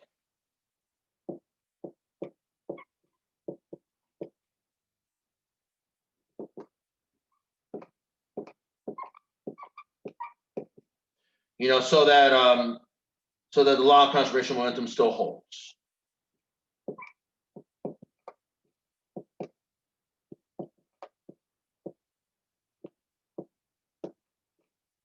So we're going to choose option 2, of course.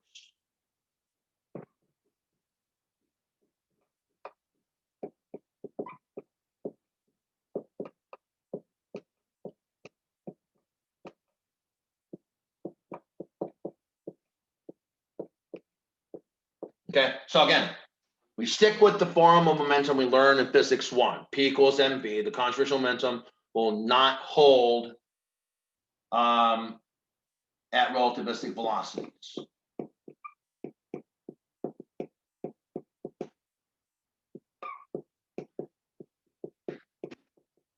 right, it will fail. We have a couple of choices. Number one, we can just give up the law of conservation momentum, or we can redefine momentum in a new way so that the conservation momentum still holds. So of course, we're going to choose option number 2. So, well, first of all, let's start off by looking at the definition of momentum more closely. So the classical definition of momentum is going to be, again, P, and look in one dimension, is mv. Particle has a mass and a velocity v, and so, well, what is that? That's going to be m delta x over delta t. And that's our classical, that's momentum classical.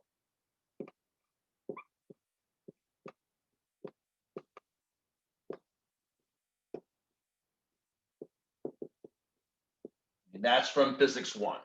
All right. Now, delta x is covered in a time. So delta x is the distance covered in a time delta t. Okay, well, but the problem is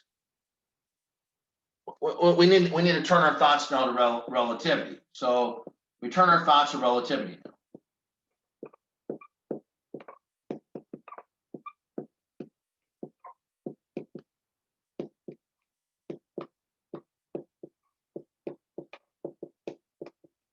And we already see the definition as flawed. All right. And we already see this is a flawed definition. Why? Well, because the maximum speed any object can have is c. We already see that this is a flawed definition.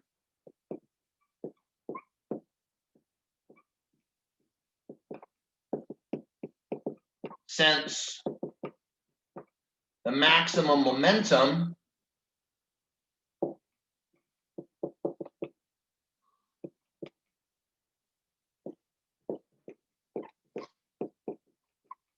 is P equals mc. The fastest a particle can have is the speed of light c, and of course the particle could never get to the speed of light c. So we want to be able to have a definition where the moment you can have any. So again, the velocity is limited to c, but you want to be able to have any momentum possible. The momentum is not limited. So the fact that you have a lid on the maximum possible value of momentum equal to mc is automatically a problem. So we need to be able to define it for any. So again, we need to be able to have momentum be true. So momentum needs to be able to take on any value.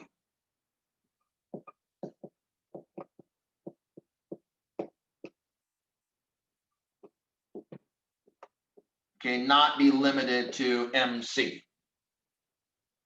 So what do we do? Well, the problem we have is that we have a specific classical instance of momentum,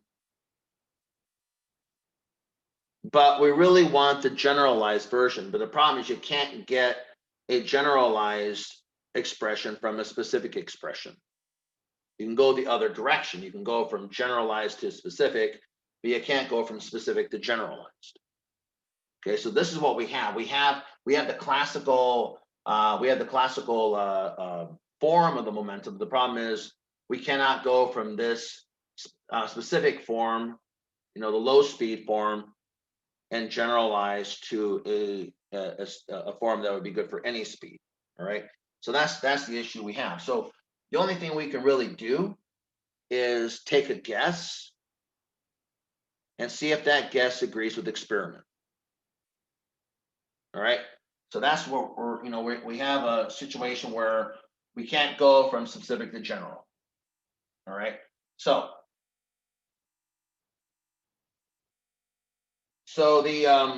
there's no way. So as I just said, there's no way to derive a generalized definition rigorously from a restricted one.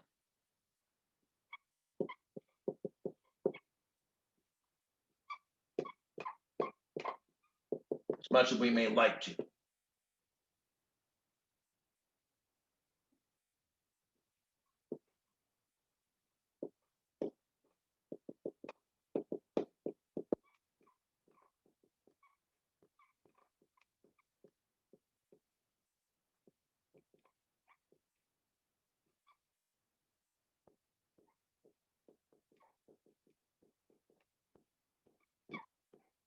Okay, so we can't. So we have to take a guess. So we can only make an educated guess.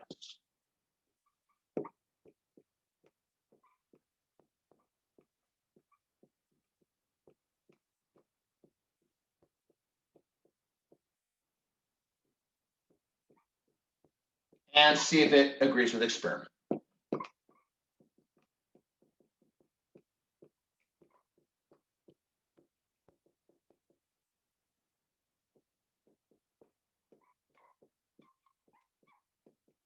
All right, so we're going to propose the following.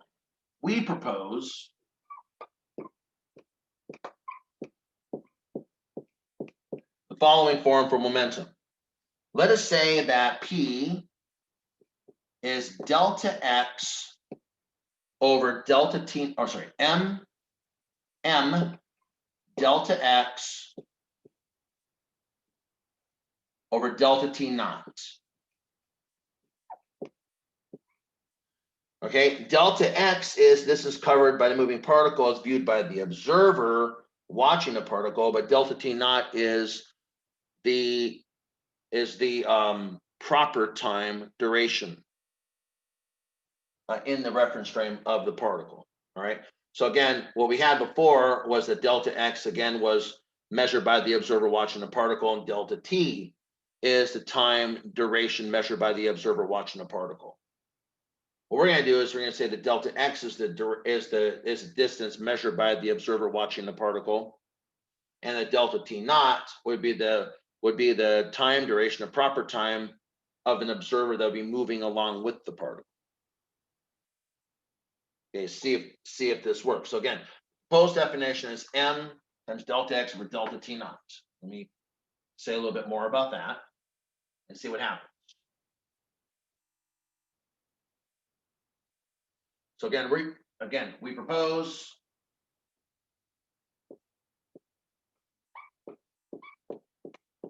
that the momentum is defined as m delta x over delta t naught. Okay. Again, what is this? Delta x, the distance covered. Again, as before, the delta x is the distance covered by the particle.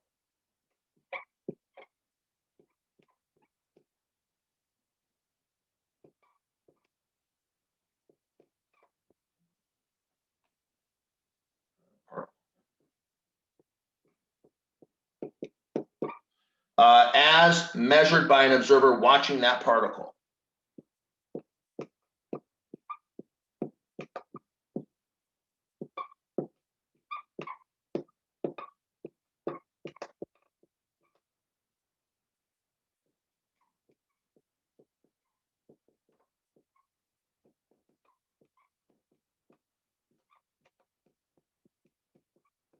Okay, but delta t naught is the time to cover this. Is measured by an observer moving with the particle. All right, so again, delta t naught is the time to cover the distance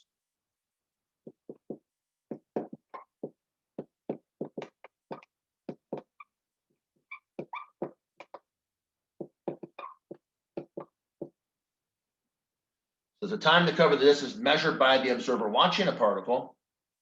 So it's the time to cover the distance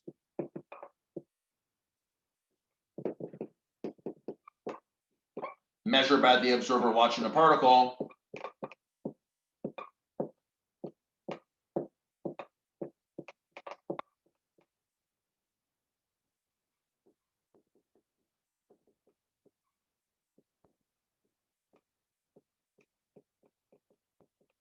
at that time, so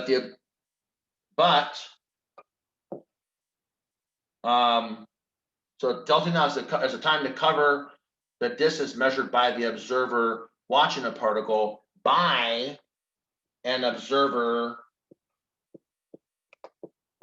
moving with the particle.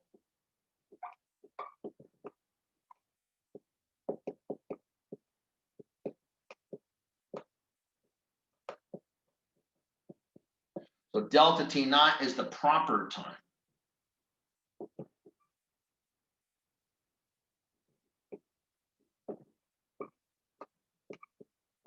Okay. So that's what we have. So now what happens at this point? So again, what we're gonna do is we're gonna define it like this. And delta x is the distance covered by the particle as measured by the observer watching the particle as before. But now delta t naught is the time to cover this as measured by an observer watching a particle, but measured by an observer moving with the particle. So delta t naught is the proper time. All right, so let's fix up this momentum equation a little bit more. So I'm going to use a little trick called a chain rule you learned from calculus.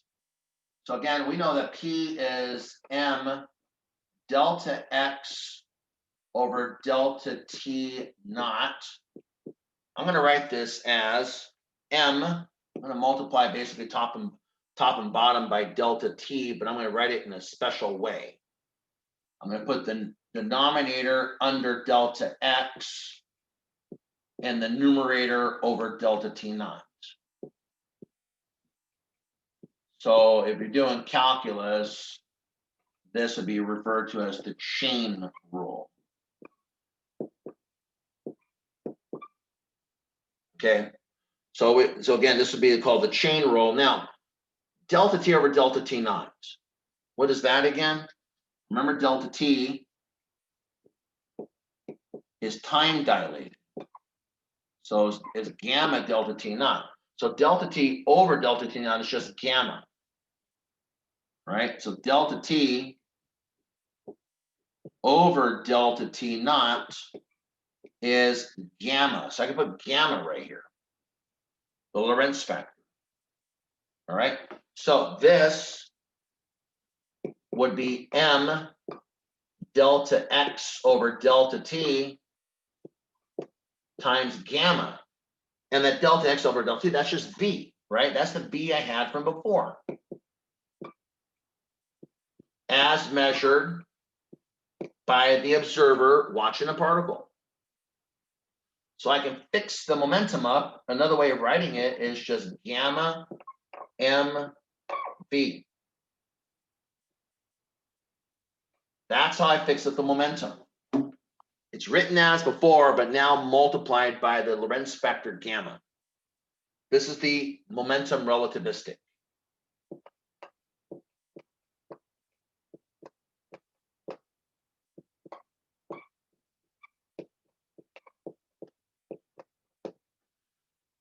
And it turns out that this momentum, this momentum does permit us to use the conservation momentum at all speeds. Okay, and so this is the generalized version of momentum. All right, so we can use this version of momentum to allow the conservation of momentum at all velocities, at all speeds, right? So the unlike the classical definition,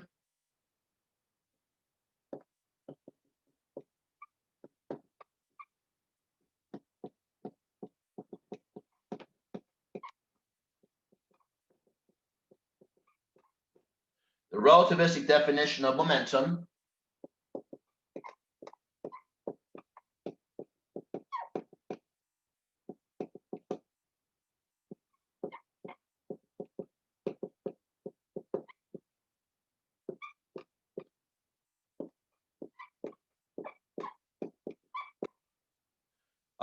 permits the momentum p to approach an infinitely large value.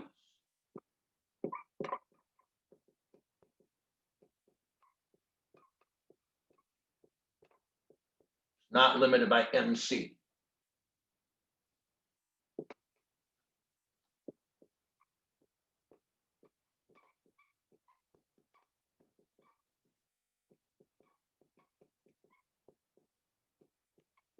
Because gamma can be as big as you want.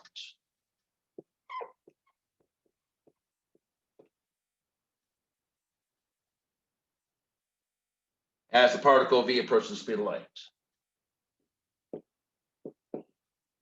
As the velocity v approaches the speed of light.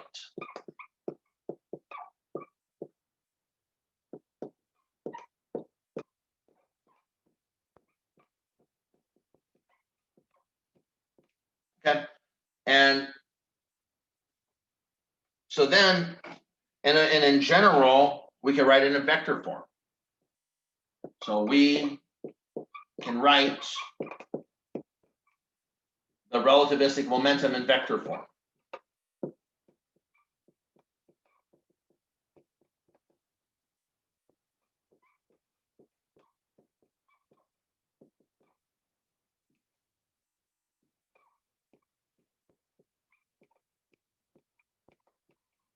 In the most general way. P vector is gamma mv. So again, we can write it in vector form as well.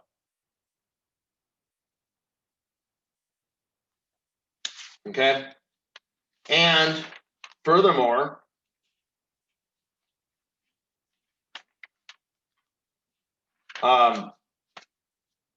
I can state without further proof that if we adopt this definition of momentum, we can continue using the conservation of momentum principle up to the highest particle speeds.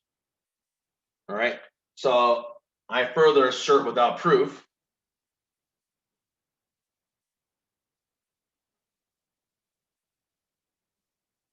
all right.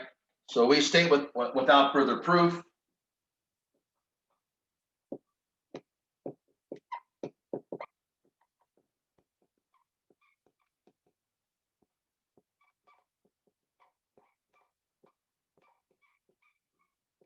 Okay, that if we adopt this definition of momentum,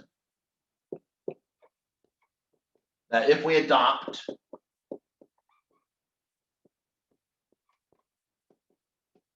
this relativistic definition of momentum,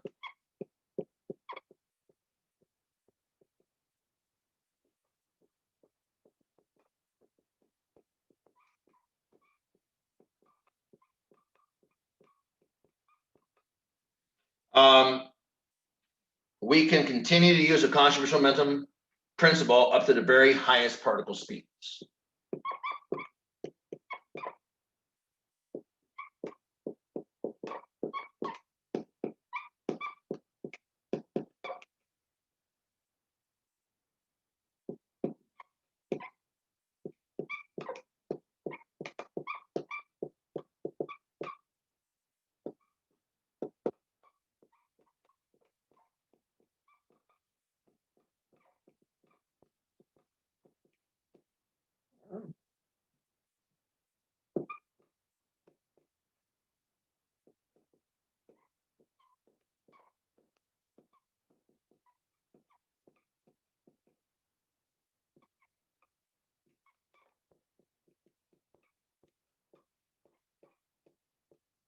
The conservation of momentum now holds in general.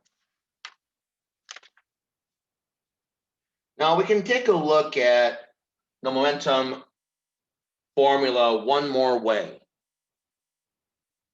And let's kind of fix it up. So again, everything's positive. We now can adopt this new definition of relativistic momentum, and it allows us to be able to express, for a limiting value of the velocity that's limited by the speed of light, we can express any size or magnitude of momentum, and we also, we say without proof, that we can actually we can enjoy the conservation of momentum for the very highest particle speeds. But now let's look at the momentum, the new definition, one more way.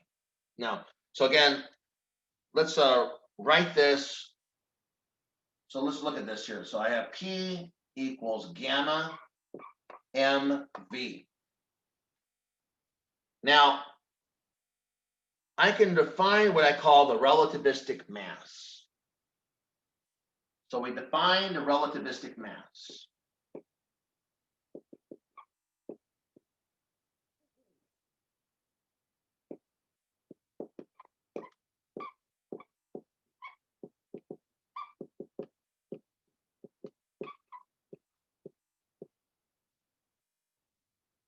And we'll call that m prime, which is gamma m.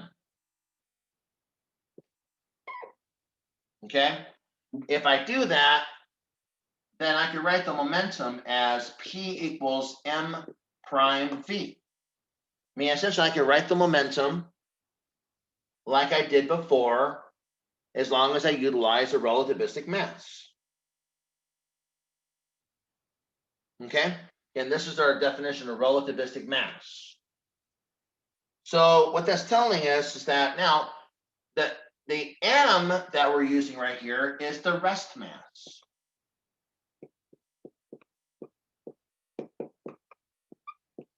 Okay, the rest mass, this is the mass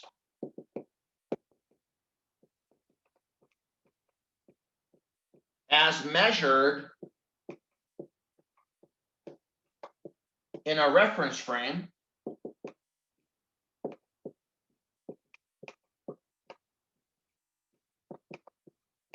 in which the particle is at rest.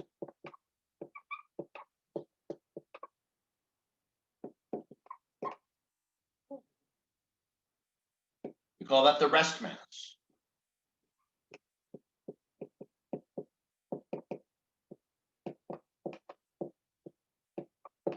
So in a reference frame that is moving at a speed v, the mass increases. If we continue this, we have the relativistic mass increases. So we can think of the we can go back to using our old formula, but the relativistic mass is dependent on velocity. So when you're looking at if you're a particle that is in a reference frame in which the particle is at rest, it has what is called the rest mass. So again, if you look, you ask what the rest mass of an electron is, 9.11 times 10 to the -31 kilograms. Rest mass of a proton, 1.67 10 to the -27 kilograms. Well, these masses, if the electron is being watched, and it's moving at by an observer, and it's moving at a very high speed, it would have a relativistic mass that is greater than its rest mass. Or any other particle moving at a high speed, a speed appreciable to the speed of light, it would have a relativistic mass that would be greater than the rest mass, i.e. the mass that it would have in a frame in which it is at rest. So the relativistic mass increases with velocity. So the relativistic mass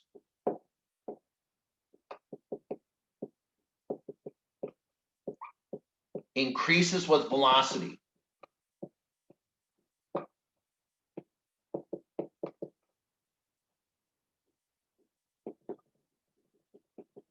Because the Lorentz factor does.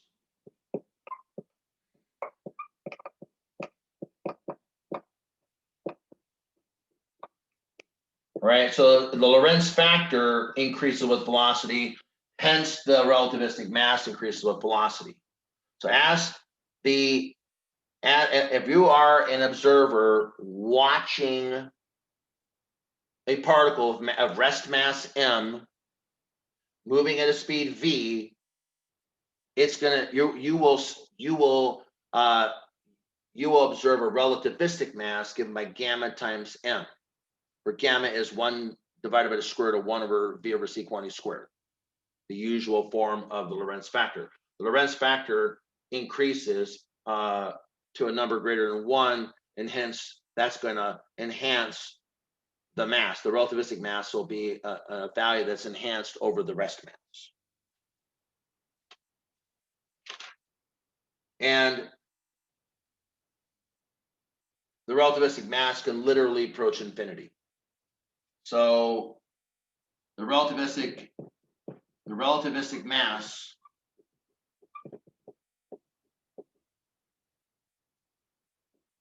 approaches infinity.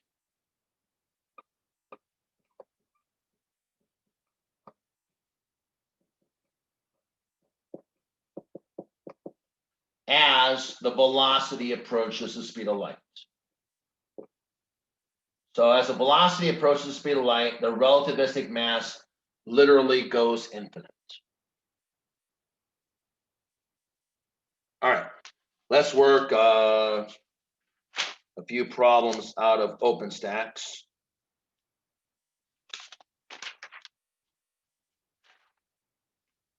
I'll work, let's see here, 1, 2, I'll work 3 OpenStax problems. All right. OpenStax 28.35.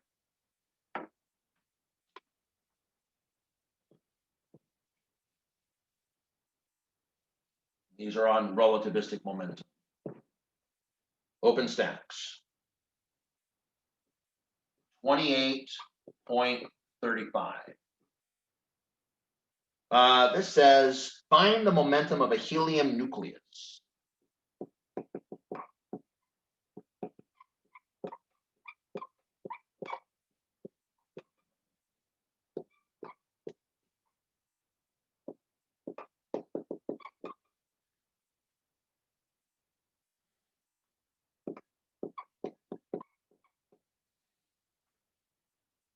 having a mass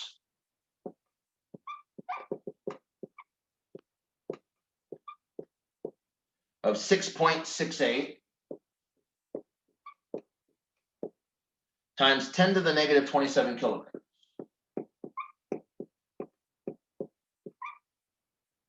That is moving at 0.200 C.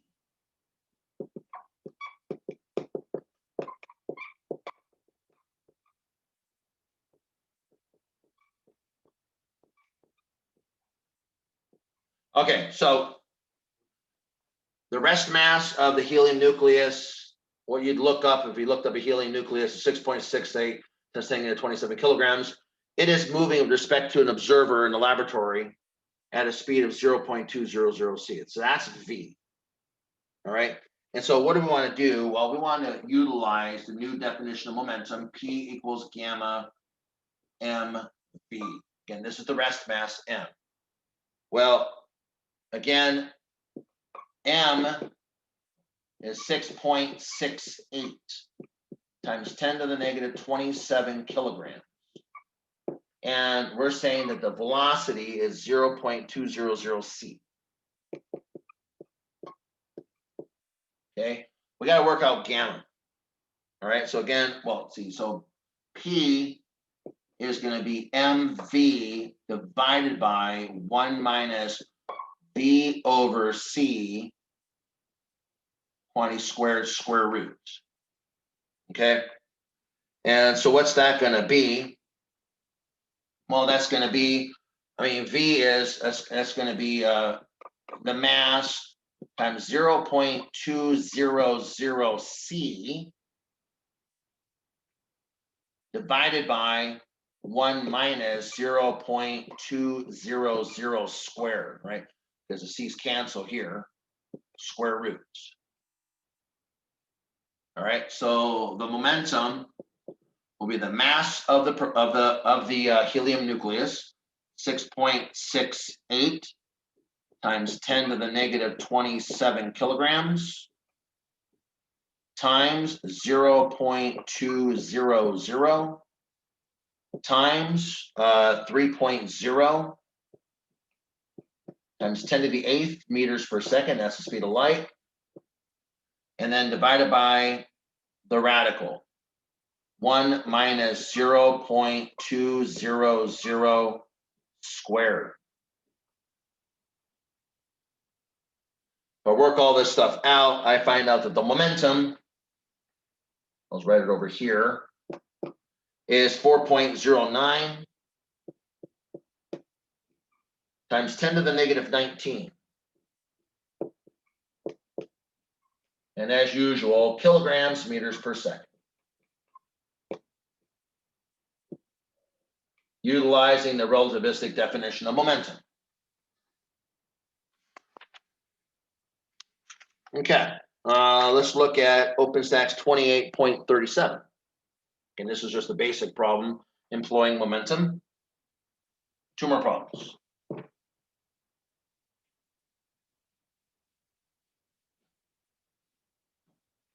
OpenStax 28.37.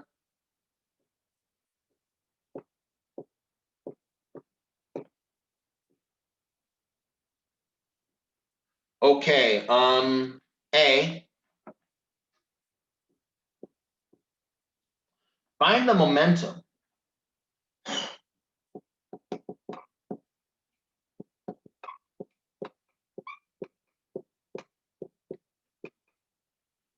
of a 1.00 times 10 to the 9th kilogram asteroid.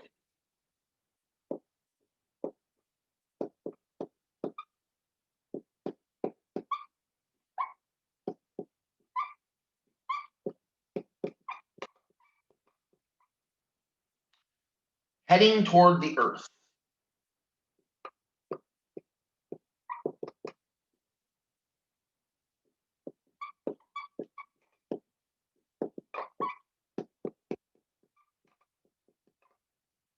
At 30.0 kilometers per second.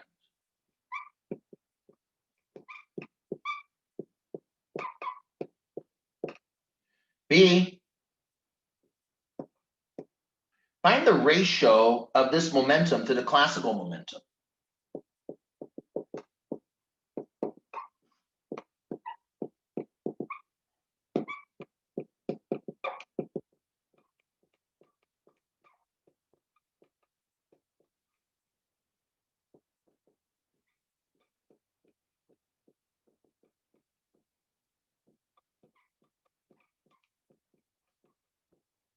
And we get a hint. Hint.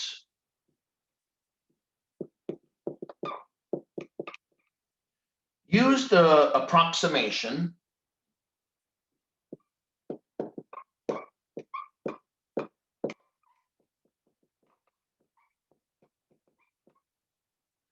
gamma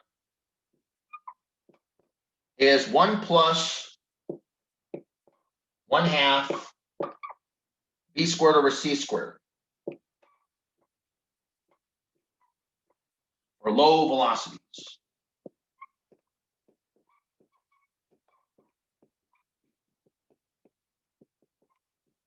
All right. So here we go. We have a big asteroid. Okay, going pretty fast, but certainly not quite relativistic. All right. So find them, but anyway, we're going to treat it like a relativity problem. Find the momentum of a 1.00 times 10 to the 9th kilogram asteroid heading toward the Earth at 30.0 kilometers per second. B, find the ratio of this momentum to the classical momentum. Hint, use the approximation that gamma equals 1 plus 1/2 v squared over c squared for low velocity. All right, so need real estate here. We have a big billion kilogram asteroid heading toward the Earth. All right, so now the mass of this asteroid, we have the rest mass, m, is 1.0 times 10 to the 9th kilograms. That's the mass of the asteroid. Let's look at the velocity. So the velocity, we're told, is 30.0 kilometers per second. You know, we need to write that in terms of, we really want to write that in terms of the speed of light. So we can write this as 30 times 10 to the 3rd meters per second. And then what is the speed of light? Well, we can write c as 3.0 times 10 to the 8th meters per second. So this nicely comes out to be 1.0 times 10 to the negative 4 c.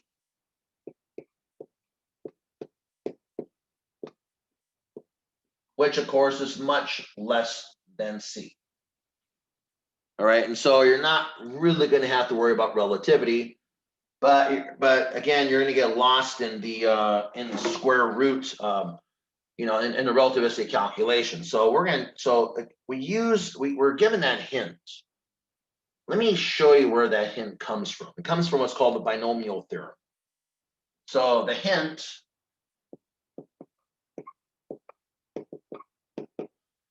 in the problem comes from the binomial theorem.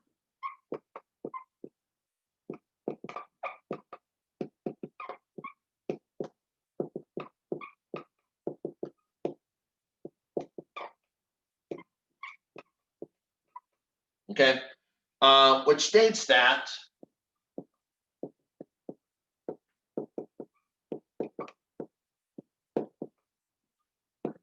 in general, if I have a form 1 plus or minus x, and I say that's all to the negative n power, I can write this as a series. I can write this as 1 minus or plus nx over 1 factorial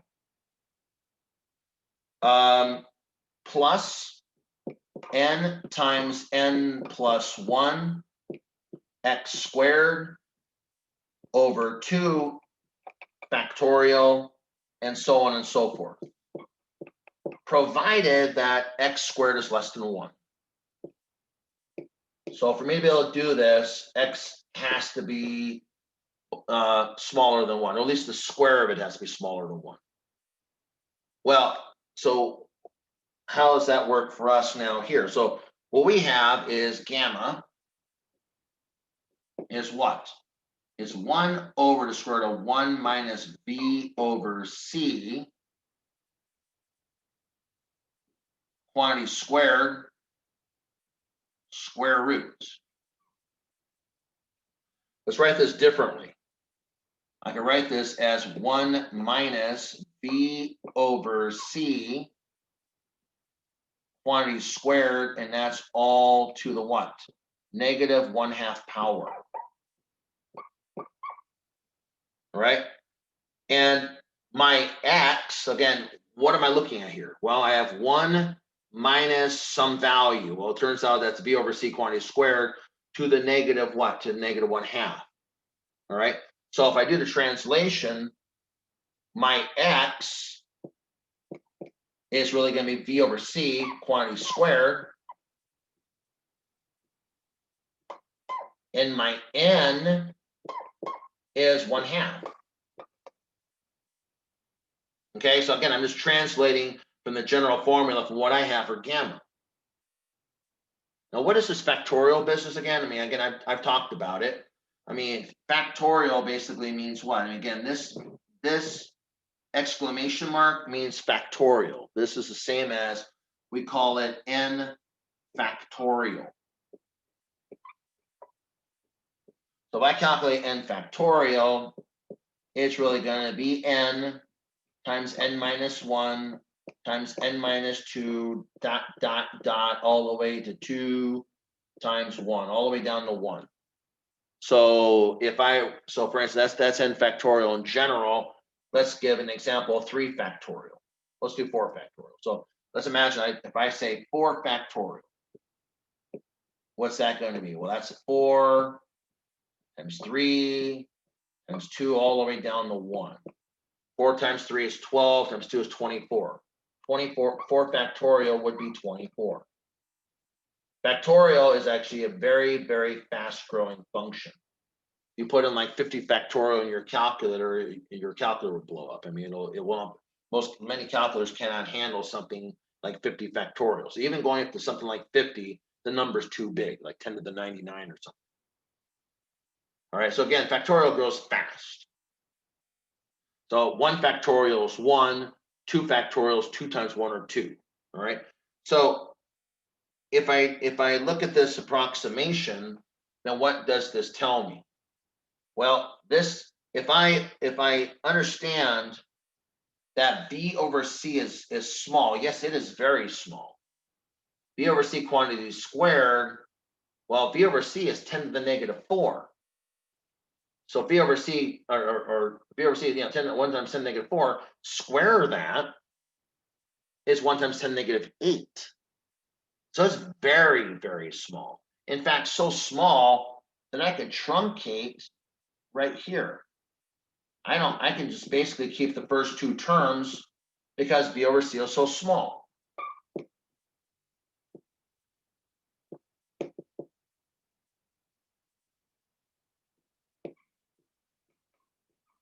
I only have to keep the first 2 terms because, if I take x squared, well, what is that? That's v over c to the 4th. That's 10 to the negative 16. I mean, that's minuscule. So not even worry about that. So I can chop this off after 2 terms. All right. So what that means is that I can approximate this in the following way. I can say that gamma, okay, so gamma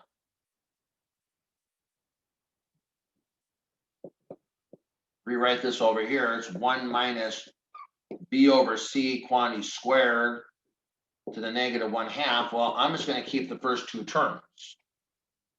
All right. And so let's do that. So the first 2 terms. Now, again, if this is plus in here, then this becomes minus. If this is minus inside the parentheses, then it becomes plus out here. So what I'm going to get is approximately 1 plus, okay? What is n? N is 1/2. What is x? V over c quantity squared, and 1 factorial is just 1. So that is the same as 1 plus 1/2 b squared over c squared. Again, that's the hint that they gave us. The hint they gave us was basically keep the first two terms of binomial expansion. Okay, so let's do that. And so if I look at p relativistic, again, that's my gamma. I'm going to use a fixed up low velocity gamma of just 1 plus 1/2 b squared over c squared. That's the form of the gamma that I'm going to use in my relativistic calculation. All right, so here we go. Let's do that. So let's calculate the relativistic momentum. I'll call that P rel. P relativistic, what we're trying to do for part A. So P relativistic will be gamma mv, of course.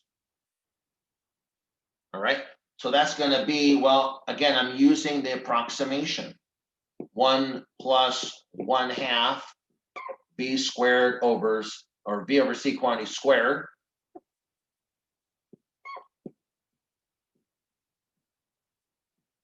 And that's my gamma in my low velocity approximation, and then just multiply by mv. All right, so P rel, the relativistic momentum, will be 1 plus 1/2 b over c is 1 times 10 to the negative 4. That's 1.0 times 10 to the negative 4, but you got to square that. Put that in brackets here. Then multiply by mv. Again, m is the velocity of this giant asteroid. Again, remember that's 1.0 times 10 to the 9th kilograms. And the velocity of this asteroid, remember, was hurtling at us at 30.0 to the 10 to the 3rd meters per second.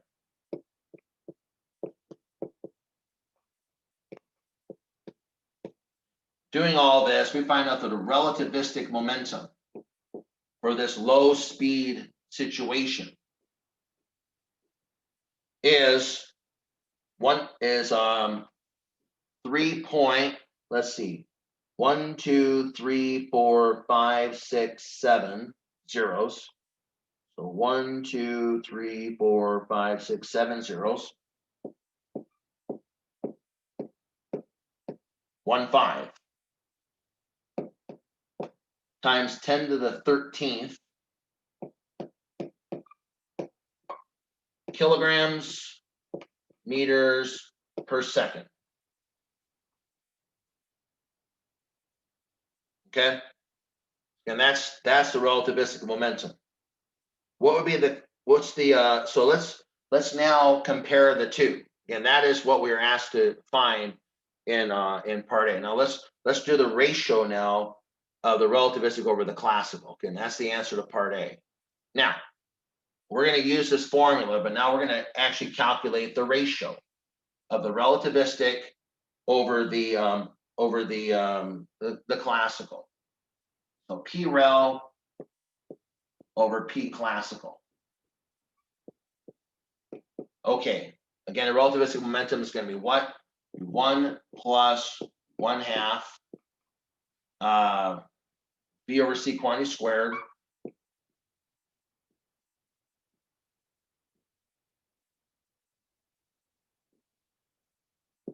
times mv. That was our approximation, our low velocity approximation for the relativistic momentum. And of course, what is the classical momentum? Well, the classical momentum is nothing but mv. So the mv's cancel out. So our p relativistic divided by p classical, well, that's going to be 1 plus 1/2 times 1.0 times 10 to the negative 4 squared. Again, it's unitless because all the units will cancel out.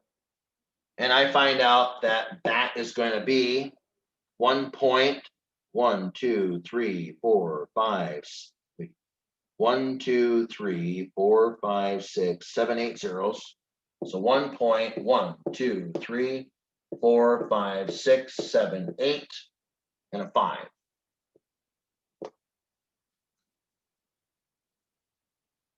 Yeah. So again, the relativity is clearly not needed here. So even at low speeds, you're looking at the relativistic momentum divided by the classical momentum is literally basically 1. You have to go to the billionth or ninth decimal place to see any difference.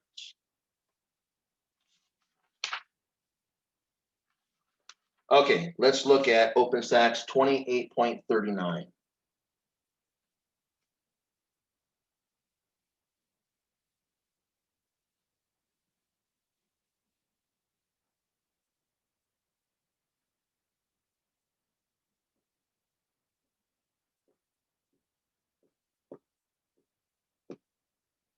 All right, that says, what is the velocity of an electron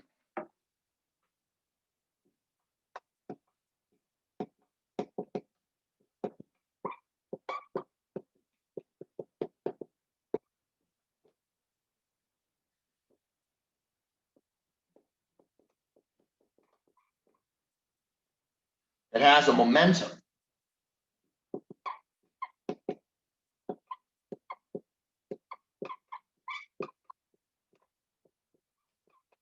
of 3.04 times 10 to the negative 21 kilograms meters per second?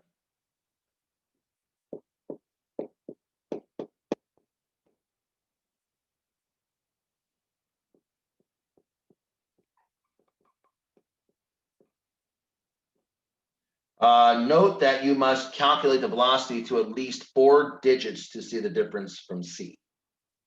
All right, so we have to look at some really accurate or precise values for the quantities we're going to use. So again, note that you must calculate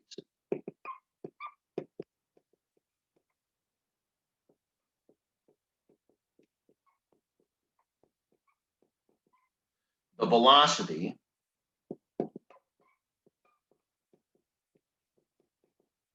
to at least 4 digits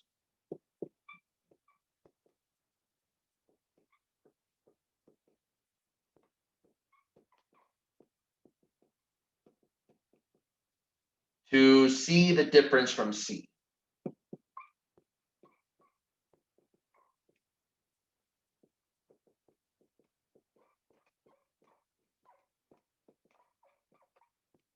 Okay, so what is the velocity of an electron? It has a momentum of 3.04 times 10 to the negative 21 kilograms meters per second. And we got note that you must calculate the velocity to at least 4 digits to see the difference from C. So we're assuming here that the electron is going to be moving relativistically.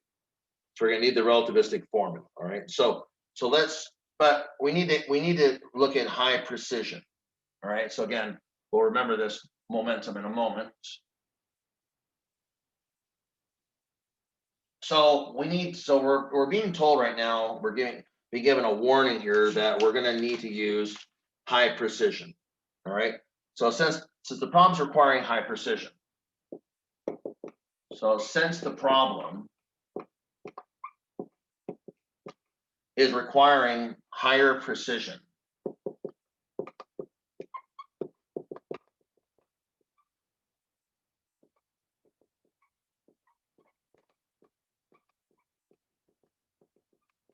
okay, we need to use more accurate values than usual.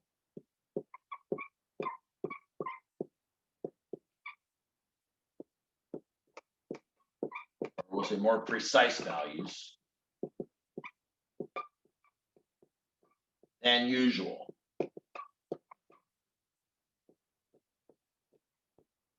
For the electron mass and the speed of light.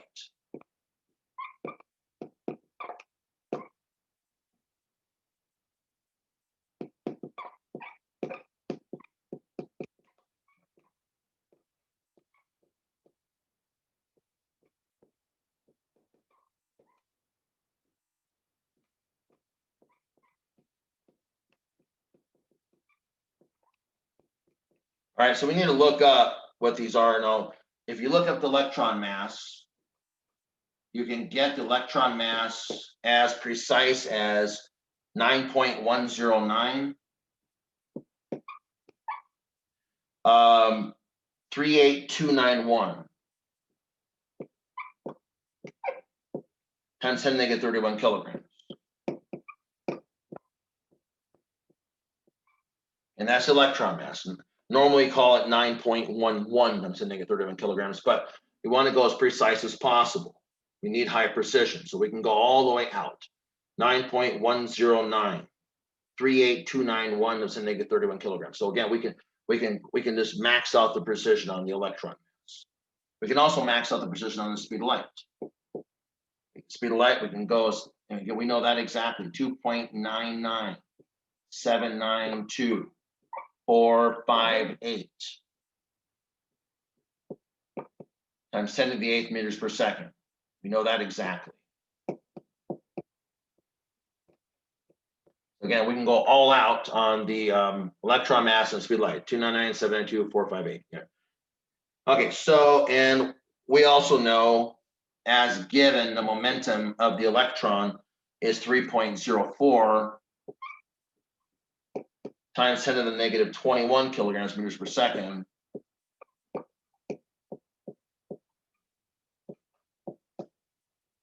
Electron momentum as given.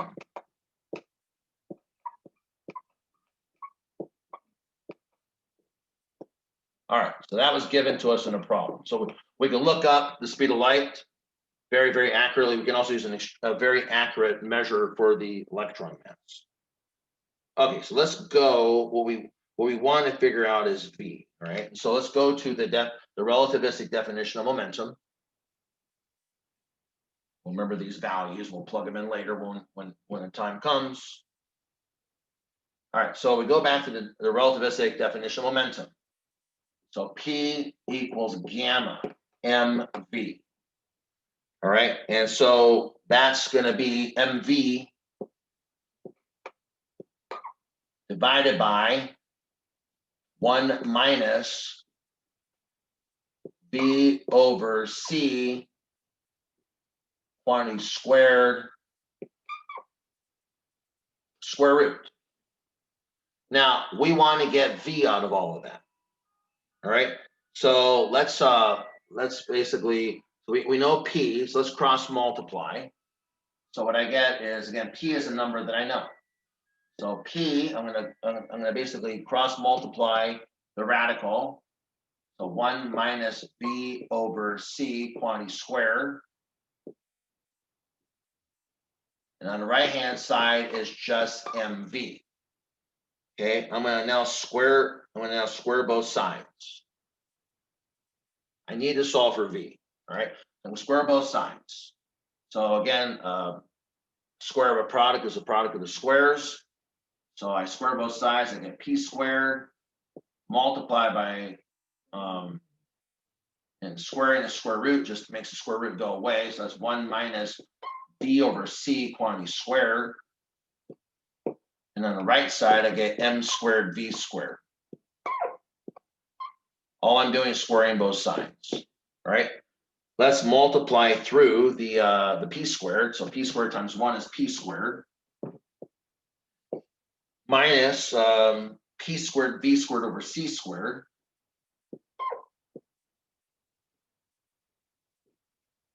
Equals m squared v squared. And let's just collect all the terms that have v in it at this point. Put them all together. We have m squared v squared plus p squared v squared over c squared equals p squared. And just moving terms around, doing some algebra. I'm going to pull the v squared out on the left-hand side. I'm going to extract it. So I have v squared multiplied by what? M squared plus p squared over c squared.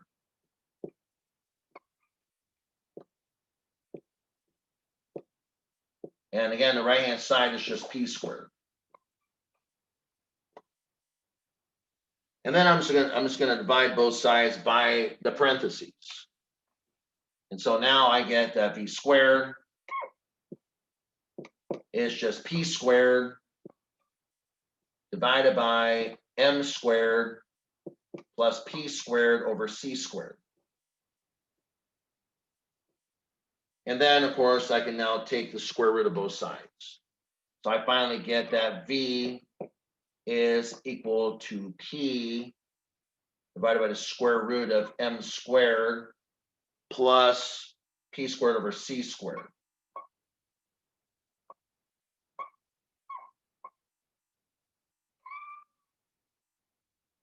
All right, there's my final formula for the velocity of the electron. Now again, I have to do this in a very accurate, no, very precise way. So I'm going to come back over here on this side. This is my formula. Now let's plug the numbers in. So I'm going to need some space for all this. So we're going to remember this formula here. So V is, okay, so now P is just going to be the momentum of the electron as given, 3.0, I'm sorry, 3.04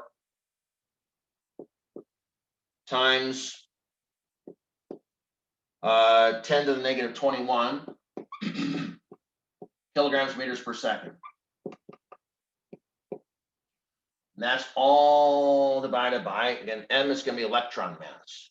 We need to look at the full-blown electron mass. That's 9.109 38291 times 10 to the negative 31 kilograms. That is squared. And 9.109 38291 times 10 to the negative 31 kilograms. And then we have plus p squared over c squared. Again, this p, 3.04 times 10 to the negative 21 kilograms meters per second, and that's squared, over 299,792,458 meters per second. Quantity squared. Okay, all of this is taken under the square root.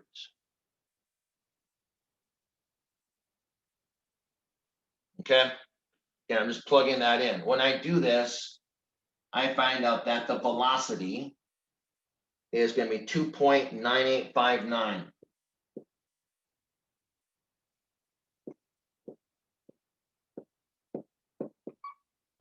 Times 10 to the 8th meters per second. And that's one way to express it. You could express it as the ratio if you wanted to. I mean, you could say, well, I can also say if I divide this by the speed of light, I can say that, I also know that V, and this is the answer, but I can kind of see what it is as a fraction of the speed of light too. So again, I have 2.9859 times 10 to the 8th meters per second.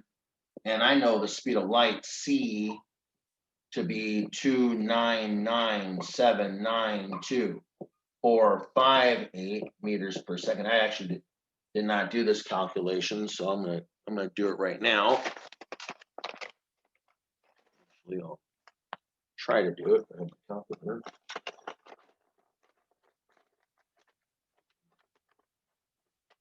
Well, here it is.